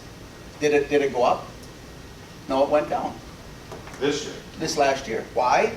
Well, one of them is a lot of deer aren't getting registered. I know they're not. These boys back here I bow hunt with, we can sit out there and you could say crossbow or bow or whatever. But during bow hunting, I hear a lot of one-shot guns. And I'll guarantee you some of those aren't getting registered. Or if they are, they're getting cut up and the day after they're getting registered because you don't have to bring them in. And there's a lot of deer. And even when I was in Rock Falls, and they said, well, the same guys are doing it. I know guys that are honest guys that have called, and they farm and this and that, and they, Mickey Mouse with a phone, and they don't do computers. Finally, they said, heck with it, and we used our tag. Yeah, they don't get another one, but they did not register. I know guys like that. And at Rock Falls, that guy smarted off to the other guy, and he said, don't smart off to me and all that. I was there. And yeah, he shouldn't have, but because that was his party. and they forgot, and then they thought, well, guy back there said we should, rather than have it the day after, we should have more time in case we forget, that we can still register them. And there was guys that probably would do that. But as of right now, You're supposed to register it by 5 o'clock the day after, even on your phone if nothing else. yeah. And the guys in my party are the same way. 1 in 10 didn't do it. And then we talked about Earn a Buck. And yeah, it was taken down, and they said that was a great tool, was Earn a Buck. We're still trying to get that back. You can get it back, Al. You can get it back all you want. Back then, I know guys that went around the block and threw from truck to truck and were getting a doe kill. I know guys back then that were taking a car kill and they were straightening the legs out, hope it didn't look too bad. We're getting getting a tag. I know guys that went out and they were supposed to cut the ear off then on a doe so that it couldn't get red. No, we're mounting it. These little girls come out, why would you mount it? It's the first doe I've ever shot. Goes to the next guy brings it back. So if you can call it in, how many does are going to get called in? You're absolutely correct. You can't do it with the way we're doing it. I'm going to throw this in because it has to come out. The biggest, most frequently written ticket in Dunn County by the wardens this last year, not having a deer license. You suppose any of those guys are going to call a deer in if they don't have a license? Think about that. Add that to that. That's a shame. Okay, you want to say anything? Nope. All right. Dan Lundstrup has, he's attended so many meetings that when we didn't have an opening where we could get him on, we said, how many acres of land are you managing trees on, 600 or 750? 350. How much? 350. 350. He represents forestry because we couldn't get anybody from forestry. So he represents forestry. All right? We had a person representing conservation organizations. That position is vacant, but we've got somebody that just applied. And if I've been told, because I've been calling the state, I want him on the committee, and I wanted him on the committee by tonight. He's in the audience. Hopefully next time he'll be with us. Anything else you want to say? I don't know, probably 50 years. See, him and I are probably on different We are. axis for deer management. We are. Because I remember you had to have 4 people to shoot a doe. You know, you hear these guys, well, in the 50s there was no deer, everybody shot them illegally or whatever, and then the herd grew back. I used to hunt down in Weston probably for 5 years where, you know, there's hot spots around here where there's a lot of deer. Weston was one. Was nothing to see down there. 35 deer first day. If you were seeing 2 bucks, you were lucky. Everything else was does. I hunted in Pittsville back when it was in the Publix. Tim knows. Tim's wife was from the same area as I grew up. You'd see 50 does. And some little buck come by, if you put your thumb up, you shoot it. Well, we know we've passed that. And now you sit out in the woods, and what I see, and I'm in the fringe of Menominee, I see 2 animals to a buck. It was kind of what the DNR had projected here, maybe in their thoughts 10, 15 years ago with earning bucks and things like that. You wanted a 2 to 1 buck to doe ratio. Am I off on that, or do I remember that right? That was kind of their goal. We got that. I subscribe to some Facebook groups that Wisconsin Whitetail Addiction. I'm Oli Cat. I kind of got that name in the beginning. It just went on Facebook. But Dunn County Hunting, and Wisconsin Whitetail Addiction, Wisconsin Whitetail Hunting. You bring these subjects up, and especially if I'm trying to focus on Dunn County, I get more people saying there's no deer out there. So, who do you believe? Do I believe Missy is going to tell me there's probably a record number, or Jess? Or I'm on the field. Yeah, part of what's happened is in our deer hunting culture, we've changed. We all sit. And if you do run a drive, you run it so you don't push them on your neighbor's property or off yours. So we've changed on how we hunt. And the deer go nocturnal as soon as the guns start flying. You know, the opening warning, if you don't have one, good luck. Yeah. Especially with the weather being what it has been the last few years. But we drive. Well, yeah, you do. I And know there's you people that do. And I don't know the people that are commenting, but, you know, that's how I get my information too. Sure. You know, I don't sit down in the bar and talk to the people that sit in the bar on Saturday afternoon, opening day, saying, "Whoa, we didn't see anything. We're just gonna sit here the rest of the season."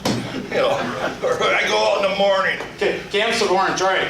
Paul Sturck works for the city of Menominee, and he represents our urban, right? Right, yep.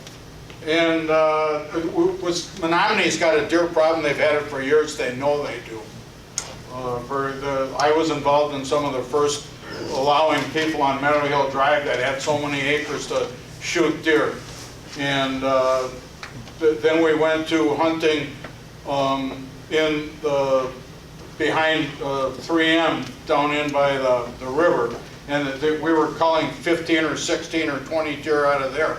That's before we were worried about CWD. We were just trying to get rid of the pockets of deer. But even in Dunn County, there's pockets of deer. I can go in one valley and see 200 now coming out of a cornfield or headed to it. And maybe the next valley over there isn't any. But there's also some large tracts of private land in Dunn County. By the way, the county is 96% private land and 4% public right now, or 5%. 5%? One or the other. Anyway, deer hunting is changing fast, and chronic wasting disease is why we're here tonight. So we're up to the organizational matters, and we've got these things to discuss right here, and then there's a couple other things, and we will tell you when we're going to meet next, and it's all set up for April 7th. I've got the date written down right here. April 7th, we're meeting, unless we change that, at the Dunn County Fish and Game. That's our next meeting. 6 to 8 o'clock, or 8:30 or 9, whatever it takes. Alan, can I mention something real quick? Yeah. So you introduced everybody here. We've got a agricultural representative, our chair and vice chair, which are provided through the Conservation Congress. We got a forestry representative and an urban representative. So we've got three folks up here representing their party of interest. There's room on the CDAC for, you mentioned tourism. We need somebody for tourism. A potential seat from the Sportsman's Club. Sportsman's Club. Tourism, transportation, and also there's room for a tribal representative, which is really not a big deal in Dunn County because we're only partially in the ceded territory, so we don't have much interest from that angle. And a DMAP representative also. Oh yes, we do. Deer management. Deer management assistance program. Jim Thompson So a landowner who is enrolled in the DMAP program or deer management assistance program, there's also a seat at the table for someone from that group. So we've only got, and Jim Thompson, who's ill tonight, couldn't be here, but he fills that DMAP seat. So we've only got a CDAC that's about half full right now. So the objective is to have a broad spectrum of interest groups represented on this committee or council, so that as they have their discussions, they're hearing about the perception of the deer herd from multiple different interest groups. So what their charge is to represent that interest group. So Bob would be representing farmers in the county. So his objective should be to talk with farmers, his colleagues in the farming world, and bring to the group a true sense of what the perception of the deer herd is amongst farmers, and so on and so forth for the rest of the group. And then that discussion feeds into the recommendations that they make in terms of what kind of season structure we should have, how many antlerless tags should be issued, how many free tags should be issued with each license purchase, what the harvest or what the population objective should be. That's kind of the top thing, as he alluded to: increase the population, maintain the population, or decrease the population. and then the other stuff kind of feeds into how you achieve that. And then some other season structure things that they can decide on would include whether or not to have the holiday hunt, and then if you have the holiday hunt, whether or not you want to extend the archery season through January. So those are the type of things that they need to hash out in their discussions and make recommendations to the department to move forward for season structure. In all the meetings we've had, we've never had a crowd this big. And we've kind of figured CWD in our backyard was going to do that, because all of a sudden it got a little more serious. And I suspect at our next meeting, we're going to have more. I hope so. Anyway, Bob and I used to think we were worlds apart on what we thought about deer No, hunting. not really. We're much closer now than we've ever been. Well, it's like when I started, I'm like him. We had one guy for 4 guys on the take. Right now, last year, our guy shot more does than we've shot in our life. I never used to shoot a doe, and I shot 3 last year. But we eat them. When we're done, no, we're done. You know.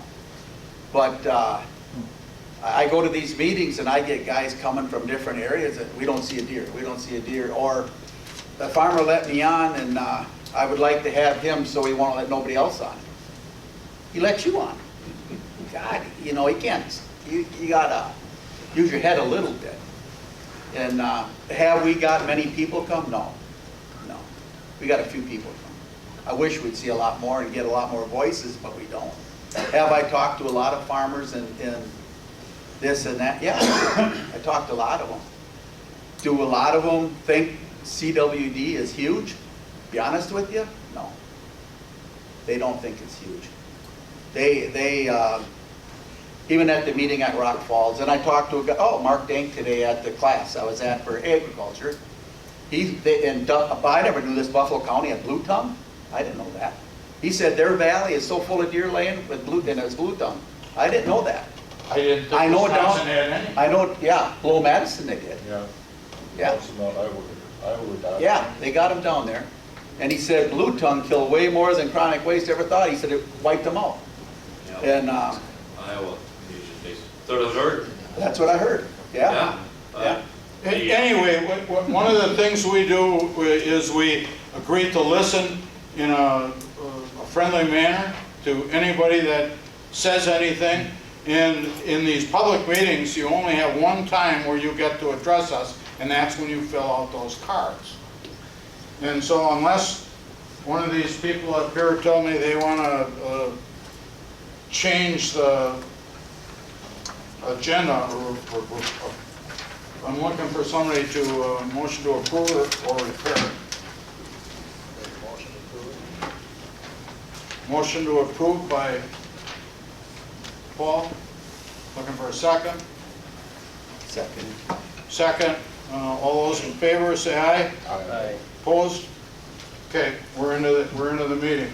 The next thing we have is public appearances, and Jess is bringing the cards up here. And I've always told people, fill one out. You can always change your mind. You don't want to speak, but if you don't fill it out, you can't speak. So Tim, you're here representing Downsville Sportsman's Club, and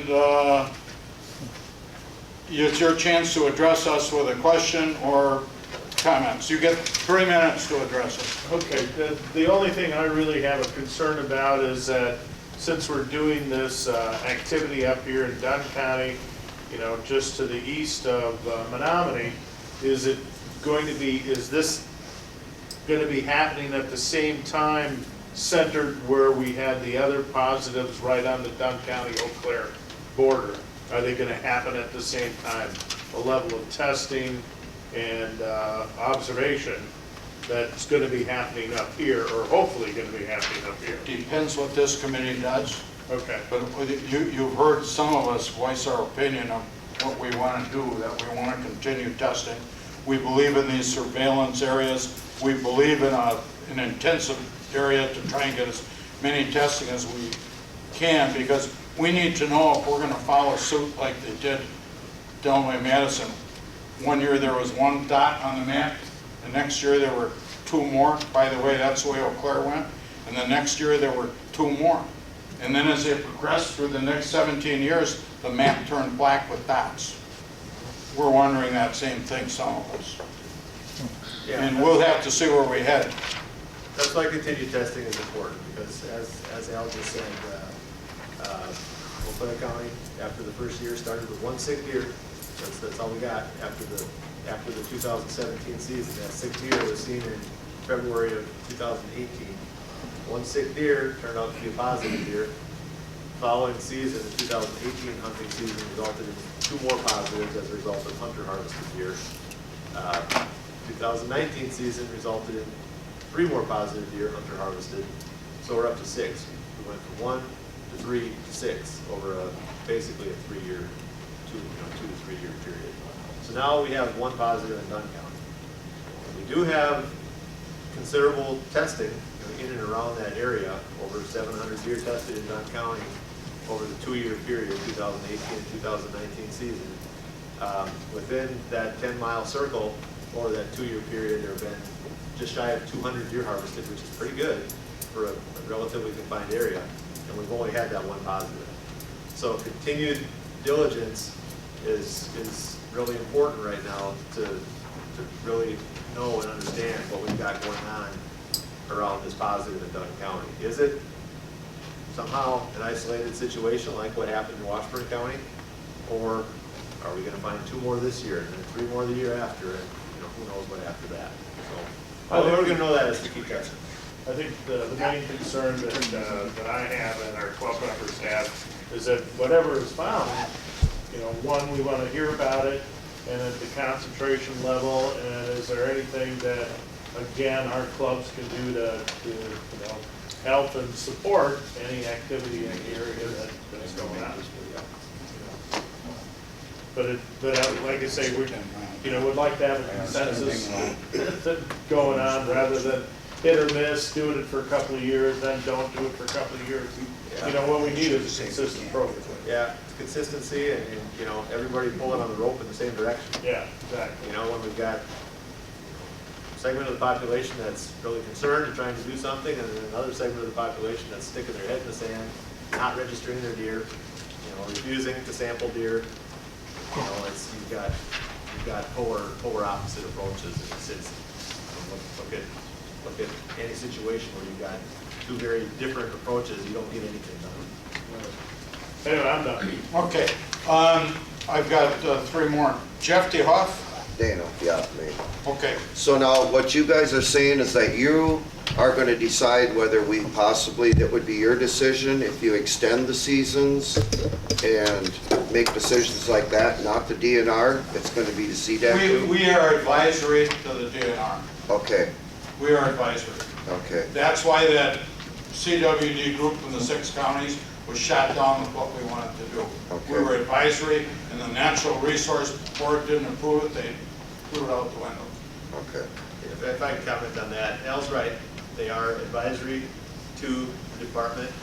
In the 5 or 6 years of existence of the CDACs, the department, our DNR Wildlife Management Big Game Committee, which reviews all of the CDAC recommendations, the Wildlife Management Deer Committee, Big Game Committee, has not gone against any recommendation that the CDACs have made. Right down to the antlerless only season that Buffalo County recommended last year. Wildlife Management moved that on. That was the recommendation of the CDAC, and by virtue of the process, presumably the will of the public. So it was moved on to the Natural Resources Board. They have the final say before it comes back as the actual season structure. So that was an example of a case that was turned back by the Natural Resources Board. We, as a wildlife management program, have not gone against the recommendations of the CDACs. Well, the reason I say that is because if you were to up it or put more of them doe seasons, up in our area up there, like the gentleman said, it's private. There's a lot of it private. You never ever see anybody up there, ever, until deer hunt. You open up these special hunts and that, it's nothing but road hunting, trespassing. And to be honest, we've been so short on wardens for so long, there's no way they can't police it. It's just out of control. That's all I'm saying is if you were to extend more hunting, all that's doing up in our area, they're flinging out the arrows out the window or shooting off the road, and if they can't get to it quick, if headlights come, they take off. That's the way it is in all of our hills up there, up north.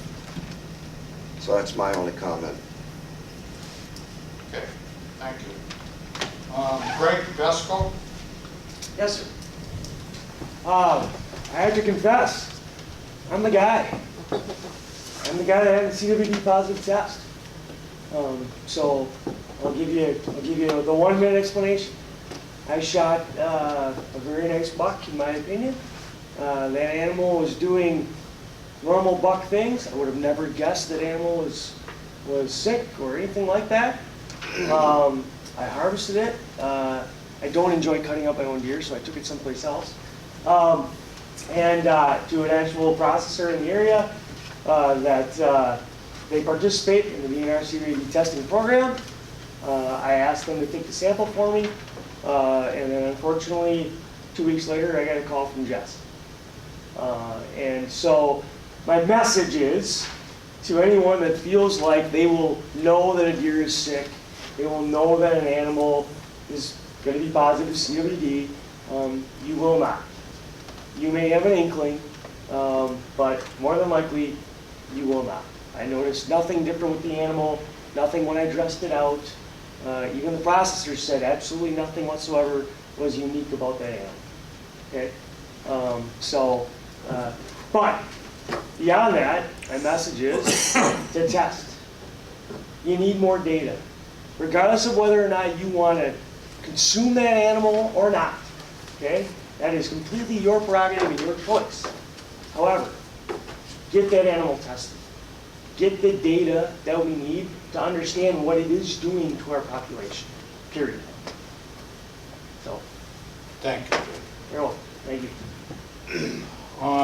The learning about the CWD, it hasn't jumped to human form yet, but if it does, I don't know how the experts know this, but when it does go to human form, the incubation in a human showing disease might be more than 10 years. And I don't know how they know that, but that's what I've been led to believe by the experts. Some of them say it might even be 15 years. So who's going to feed that to their kids or grandkids if it possibly could jump? So thank you for your testimony. Joshua Pulaski. That's me. Okay. I guess I just wanted to state on the record that I'm a Dunn County hunter and landowner, and I am in full 100% favor of more strict laws, rules, regulations in regard to CWD. Someone who's just finding out about this in our backyard, I am 100% favor of, let's bring back in-person registration. Let's do mandatory testing. If you register your deer, let's mandatory test it. No brainer. I'm 100% in favor of that. And other things that I'm sure didn't get brought up that I'm sure people who study this know about. I'm 100% in favor of it. I don't understand how anyone could argue against these things. And lastly, I'll just add that I know as a deer hunting community, we've been trying to, transfer the tradition of deer hunting onto younger people. That's been, one of the reasons why we do electronic registration, right? They're trying to get more people in the woods. Nothing will destroy deer hunting culture more than this disease, right? I mean, okay, so it's not as convenient to do this on your phone when you shoot your deer and you have to go to the bar like we did for 100 years before, whenever. Let's do it, please. I have to say this, that at a meeting with Senator Jeff Smith and Preston Cole at the Rock Creek, down by Rock Falls Town Hall, Preston Cole said he would not be opposed to in-person registration. And that's the first time we've heard that. And we know that would help us. And we probably got a lot more testing done.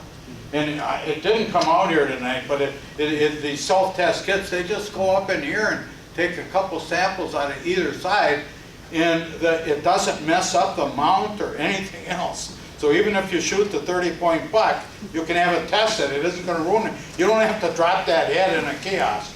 You can take it to somewhere. I know we've got a meat processing plant in Dunn County that had DNR people there testing.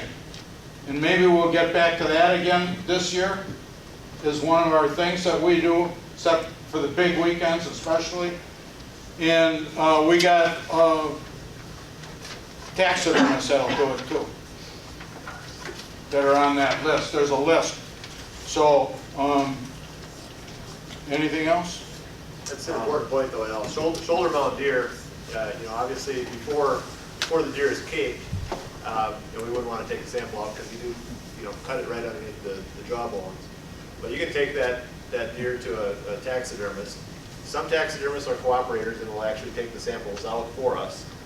Others are not. We're not cooperating with every taxidermist in the country. But once the head is caped, you can bring back the what's left. We don't need the antlers, so they can be skull capped off the head. We don't need to hide. So the taxidermist can have that, do what they do with it. Bring back the bare, just the naked skull basically. Doesn't have any impact whatsoever on European mount deer. Like I said, we cut up underneath the jaw bones. European mounts don't use the bottom jaw usually anyway. But there's no impact on Europeans. And if you want to have a mature shoulder mount deer tested, bring us the naked head, and we can still test it. It's actually easier. You don't have to cut through the hide to get to what you want. And there are some taxidermists that are cooperating with us that actually do the sampling. Yeah, they actually take the samples right out. All right, so that's a public comment period and the way it works. The rest of the time, we're going to just talk about things that we might enact at that meeting on April 7th from 6 to 8 p.m. or however long it takes. One more. Pardon? One more public comment? You don't want to speak. Don't want to speak. All right. All right. So when we've had small meetings, we had people that sat in the back going like this, and I said, all right, I'm going to suspend the rules and let you talk because there's so few people here. We want to hear what you have to say. But for tonight, please sit on your hand for the rest of the meeting, and you can talk to him or her or me after the meeting. So we're going to get into this surveillance area, and the comment, the first thing is determination of the surveillance area. And this is the 2-mile radius. Not that one. That one right? Yep, the 10-mile radius. This is the 10-mile radius, okay. Yep. So the 10-mile radius is round, and the problem with something round is, where are you? Even if you got GPS on your phone, you know where you are, but are you in or outside that circle? So one of the maps that you had shown, can you put that one up? The one with the roads that uses county. It's on here also. It's a little hard to see. It is. Yeah, Oh, it the is green in one, there. the green one. It is in there, the green one. You Okay. got Highway 79 from Boyceville down to Highway 12 into Menominee where it hooks into 25 south to Downsville, County Road C all the way across to the county line north to Highway 40, east of Colfax, 40 westward into Colfax to 170, and then 170 back across to Boyceville. And from the 6 counties CWD, we found that this kind of it has specific boundaries. It isn't a circle that can cut your 40 right in half, and you're wondering which side of your 40 is in it or not. And what do you guys think? I think take the roads. Why don't you explain, what is the surveillance boundary now? This, I know, but what does the surveillance boundary do? well, the surveillance boundary is where we're going to concentrate our efforts, and we can ask landowners that want to be part of this to bring in every deer that gets shot on their property to us, and they might be given 5 permits depending upon the size. That's coming up. that's the That's focus the area. focus. Yeah. That's coming up later. But he says, what does this boundary do? What does the It's on track. surveillance boundary do? So it helps us, we look at the population in that boundary, kind of to focus efforts, we want to, so we use this boundary kind of to come up with a population estimate to know where we're at on the landscape and how the disease might be spreading. It's kind of our concentrated focus area, Okay. but within that, we have the landowner permit area, which is smaller, that's what that would be. Does it need to be smaller, or can it be the same size as the surveillance? Theoretically, it could be, that's up for discussion amongst your Okay, well, that's one, that's my But, question. you know, you need to consider with that, the potential number of landowners basically the workload that would put onto the department to try and work with the landowners in an area that big. Even though we're kind of somewhat educated on this in the committee, we were kind of found out, what, 3 days ago that we were, well, maybe last week, that we were actually on a CWD advisory committee, right, Al? I mean, it was kind of, you know, This was, yeah, we became a CWD committee just like that. yeah, like that. I had to read it a couple times, and then I realized, oh, yeah. I think that's what Missy told me at the Rock Falls, it was kind of. So, I have a question. I know 25 is good. Could you go out to K, K would take you the whole township, Sherman Township, the west suburban urban area of Menominee. If you have any idea where the deer was shot and how the nature corridor, the wood corridor runs basically 3/4 of the way around Dunn County, or around Menominee, Lake Menominee, the interstate, you know, Fleet Farm, Bell Hill. I think that'll land the Royal Stenzel owns, but you know, behind the old dump, or north of the old dump where you guys are. Some of that's in the city, but that's still accessible at archery. You know, down the Red Cedar State Trail. I mean, That's why we're discussing this tonight. Yeah, So we can throw some ideas at you, and if you have other ideas, this Yeah. gives you time between now and April 7th to.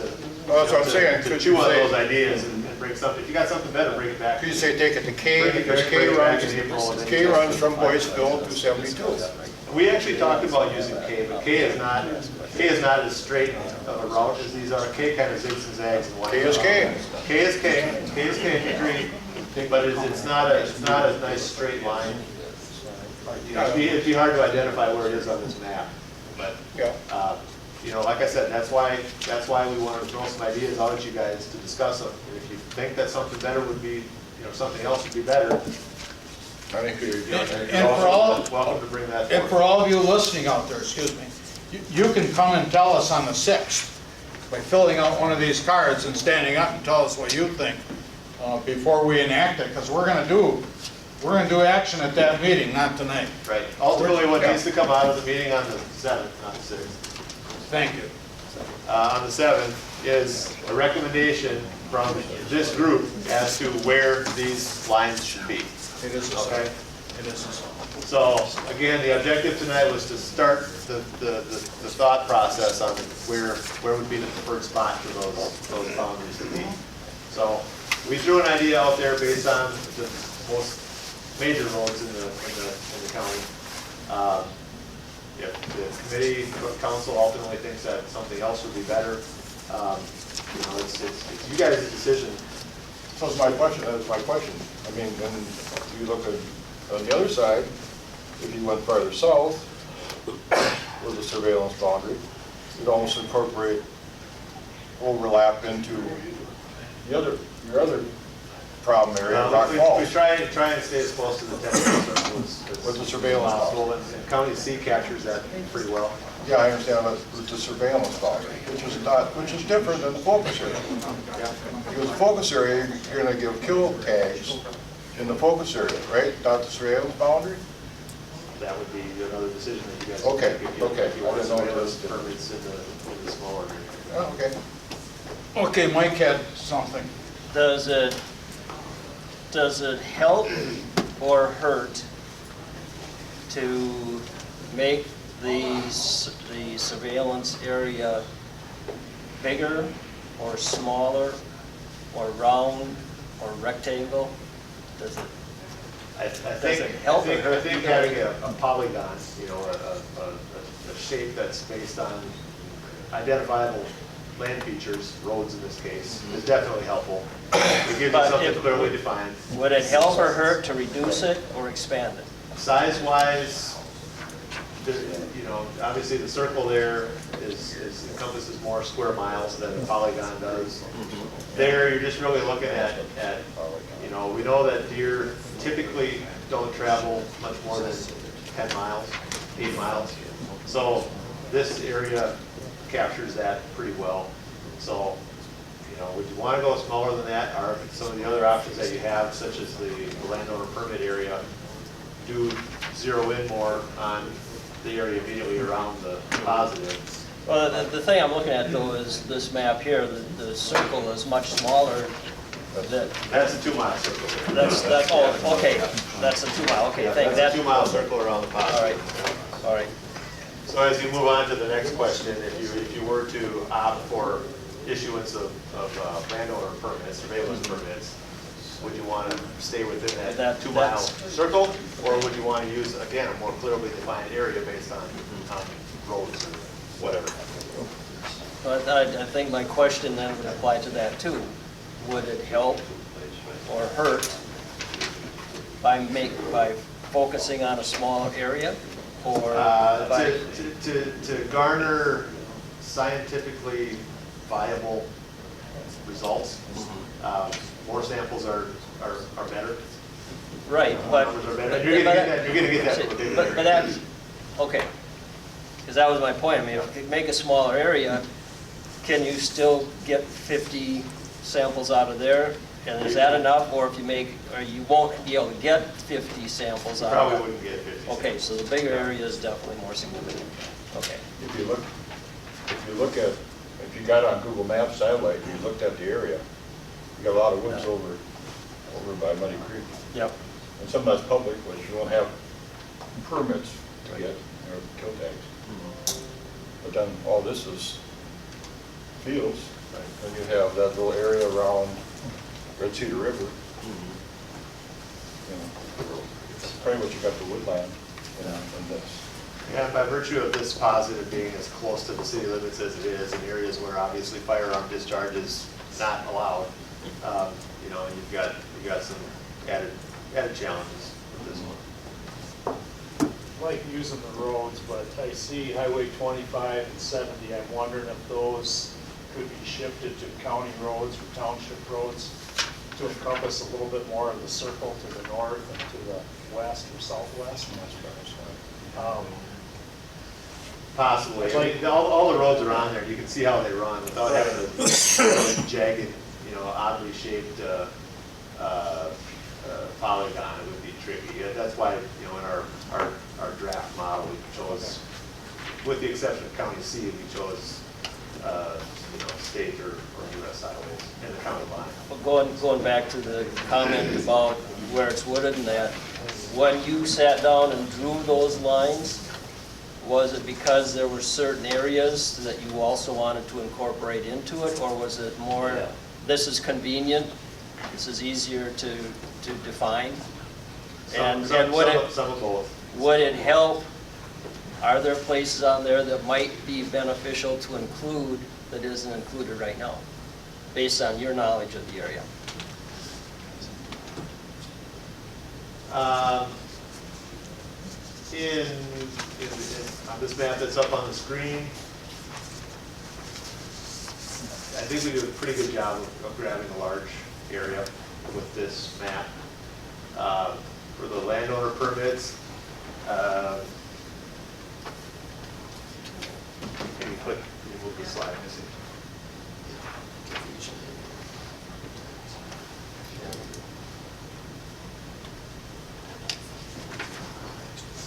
Yeah, so County Highway B is the line on the north. Then you go up from that, you run into the river, the Red Cedar River, as it flows into the Colfax. Highway 40 is a nice defined boundary, and you're getting, you know, towards the outer end of that 10-mile circle at that point. US Highway 12 on the south, and you've got Muddy Creek Wildlife Area over here, which is a big block of state land. You know, would we be issuing surveillance permits on state land? Probably not. And then you've got wide open, mostly wide open farm fields for a lot of the area south of that. So I don't know that, I mean, you'd have to add on a lot south to really gain money. So this, you feel, provides you a significant variety as far as areas and I think this is an adequate area for potential issuance of landowner permits. How many, assuming of history with this, how many samples did you get down in the town of, down by Rock Falls? When you did the Brunswick down there and gave out the permits, so was that last year? We've done that for 2 years now. I can speak to that. We've done them for 2 years. So we did it in 2018. We issued, so the way to break it up is by landowner. Both years about 50 landowners. You can issue 1 to 5, or I'm allowed to issue 1 to 5 permits for landowners. So that equaled last year 100. Let's see. Last year we had 48 landowners, 108 permits. Out of those permits, we had 29 deer harvested. None of those deer were tested positive. This year, I have 58 landowners signed up, 133 permits issued, and 26 deer harvested. Out of those 26, 2 were so with the landowner permits, one of these permits, of the 26 permits, one of them was one that tested positive. The landowners who sign up, they have to get these permitted, the deer harvested off the permits tested for CWD, but also any deer that they harvest during the regular season tested for CWD. So one of those was a landowner who signed up and had their bow season, I think it was their bucktail, test positive. So one landowner had 2 deer test positive, 1 on a surveillance permit, 1 on his archery permit. Yeah. So you had, so basically last year you had issued 100 and how many kill tags? There were 29, so about 30, so 30. You issued 30 kill tags? So I issued 108 tags and 29 of them were utilized. Okay. This year, 133 issued, 26 utilized. So you're having not even like a 20%. Yeah. No rate. And then like. Almost like Shayla, I should have introduced you, because you are one of the DNR people that is a resource to our committee. What is your title? I assist with the CWD program in the Eau Claire area, so that includes Dunn County, Dunn County. One thing I do have to say too is, like, you guys were asking about the 2 mile, or like why it's only a 2 mile area for permits. Right now, the way that these are set up is every single person has to talk to me, so it takes about 30 minutes for each person. I have to talk to every landowner. So it's not an automated system, so kind of limiting it to somewhere this size is manageable for us to do as a department.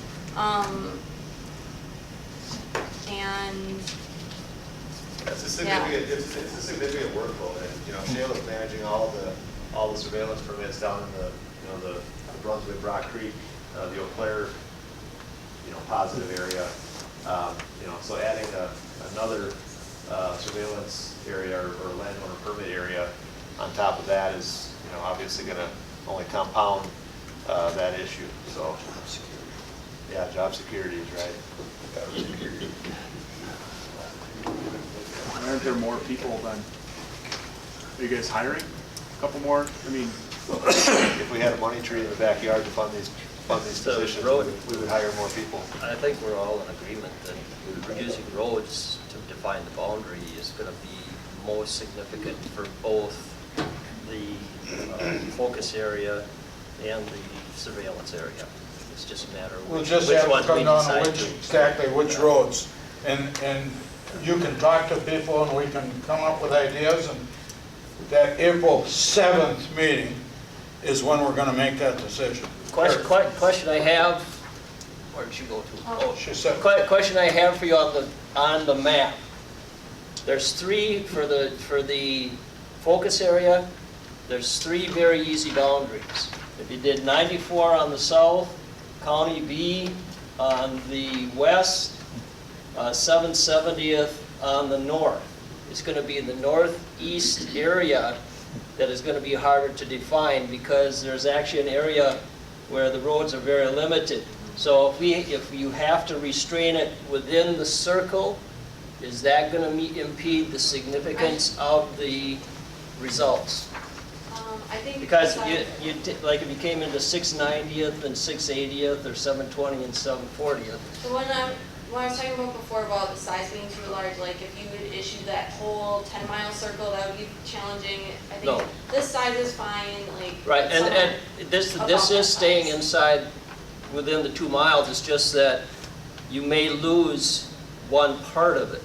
And so if you're losing a part of the focus area, when you look at a rectangle, if a chunk of that rectangle is taken off, does that potentially impact the results of what you're trying to do? Or it isn't going to be a factor? So the purpose of these permits is to kind of focus around where that positive is. Right. So, and kind of to assist with early detection.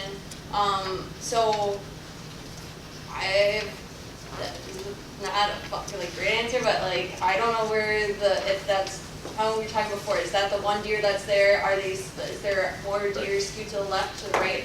Mhm. I don't know.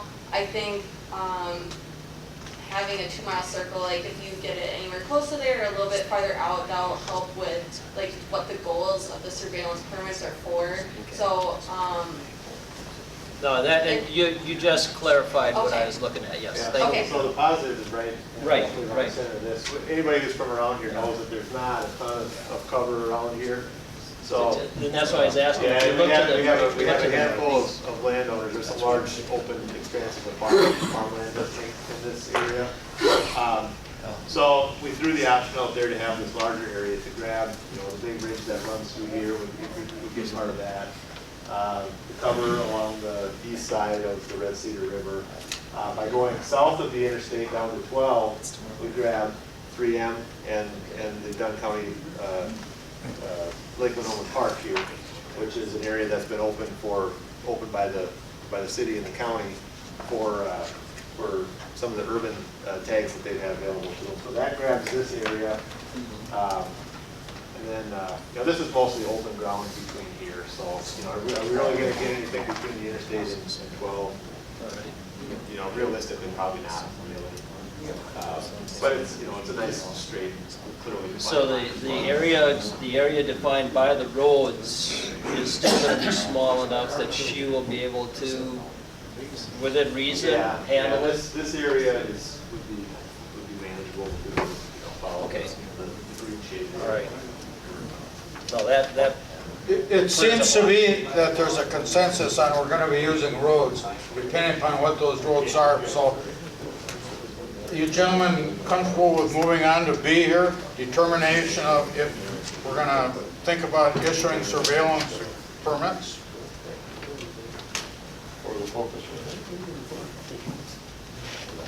For that? yeah, because I think we just kind of covered that part, so. Yeah, well, it wasn't spelled out when we were covering it, so that's why I brought it up. But, so, you're saying that you're in agreement with doing surveillance permits in that area? Using roads, yes. Using roads. Okay. So, and that would be then, those roads would be our surveillance permit area focus then? Big enough area? There's areas where there's more deer than others because of the habitat? So only those will be allowed to get kill tags. Only the people in this area will get landowner kill permits. the surveillance permit you're talking about. The rest of them can use their hunting license and anywhere they can legally hunt. Can also harvest a deer and bring it in for testing. But this helps get closer to that core center where that first deer was. The surveillance permits are set up to be eligible or available anytime between September 1st and April 30th. So that would be, unless you guys want to narrow that window. We've looked at March 1st as a cutoff in the Eau Claire area. So you've got some flexibility within that. It just can't be open, the window can't be open wider than that window. But September 1st through April 30th, during that, those, 8 months or whatever it is, they could be available to people anytime between then, or what you guys define as the intended. So, and then, this is brought up in Rock Falls, any weapon? Any weapon that's legal to use where you're at. Any weapon is legal regardless of If season? Yes. Okay. Everybody understands that. I know that was brought up in Rock Falls, and there was some discussion about that. So in October, So if you're in the city limits and firearm discharge is not allowed, yeah, that doesn't mean that you can use a rifle if there. you're sitting up in Ruskin, and it's the middle of September, and a buck runs across the yard, you can take the 308 out, providing you have a permit. Yes. Is there any number of permits that need to be defined, or is that based on the landowner and area? It's based on 1 per 5, per landowner based on the number of acres that they have. Okay. Okay, so we really have nothing to do with making that decision. Okay. All right. Is there anything we need to cover more on that? I don't think so. That's what I'm thinking, because we're starting to lose our group. I'd like to just keep moving on. Yeah, we've got. This meeting got a late start and we're over. So, that's gonna be determined, April 7th, and you can come and tell us what you think again. Anybody have any county-specific issues or concerns? I have one thing before you get away, people. This is significant in my book. We were at a meeting a few months ago where we actually had to talk to 3 different state representatives. And one of the issues that was discussed was how many people are actually contacting you. And it was scary how few the number was. They talked about hearing 1 or 2. One of the individuals was saying one of his constituents in another area of state got 3 calls on one issue, and he didn't know what he should do because he got 3 calls. And I'm thinking, only 3 calls. Only 3. Now you look around this room. If every one of us were to call our state representatives, or, and you can do this, you can call the Natural Resources Board members. If we were to do that for one issue, the earth would shake in Madison. You've got to make calls. It isn't working now because nobody's calling. If you start calling, and then think about this, if each of you talk 2 people, just 2 people into calling. I mean, they think the end of the world is coming down there because all of a sudden somebody cares. I think that's very, very significant for you to think about.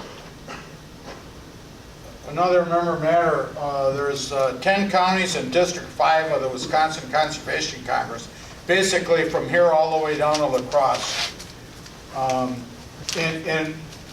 In all 10 counties were represented.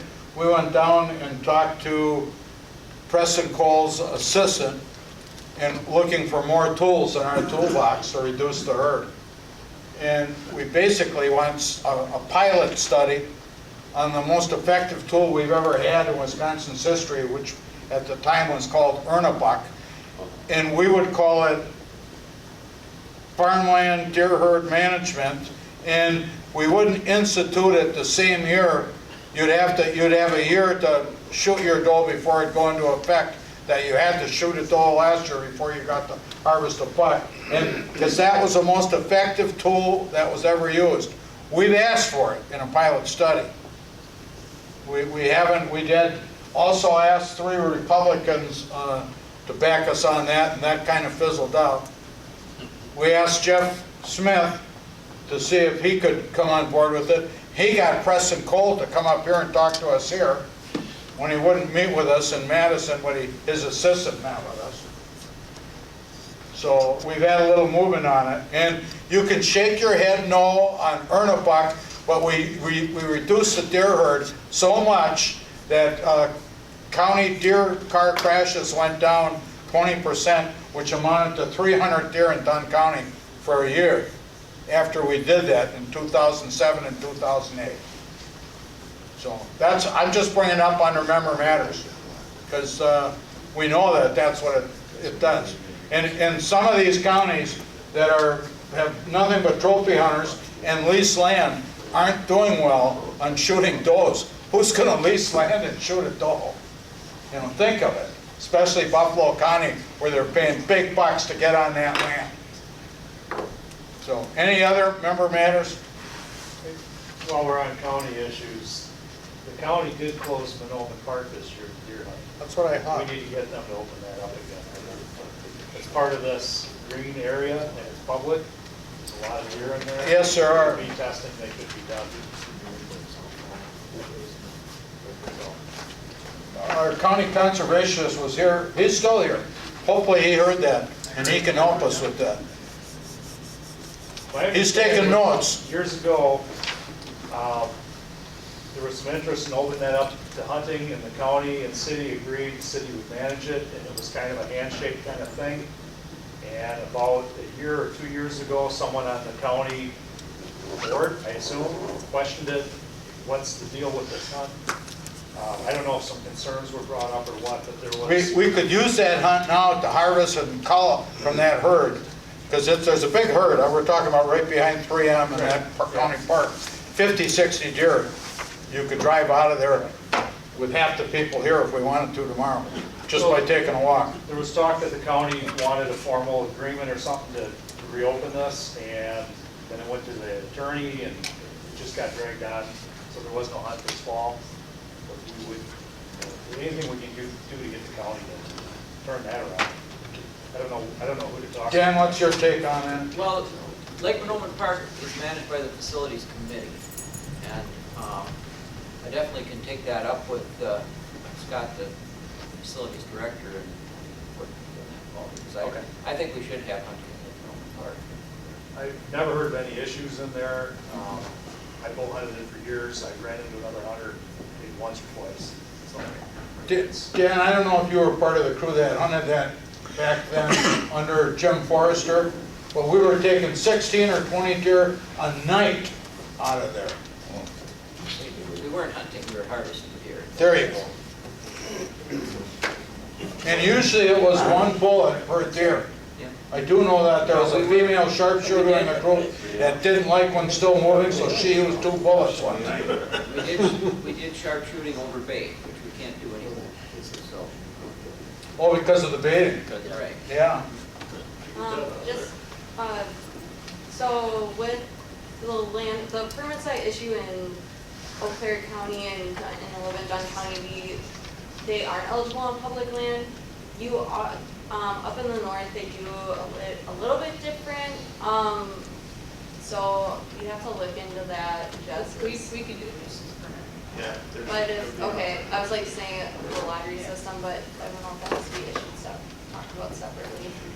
Yeah, that's a little different situation. We could issue nuisance permits as we handle that previous program. Okay, Paul, good point. Anybody else have anything? Our next meeting is going to be April 7th, starting at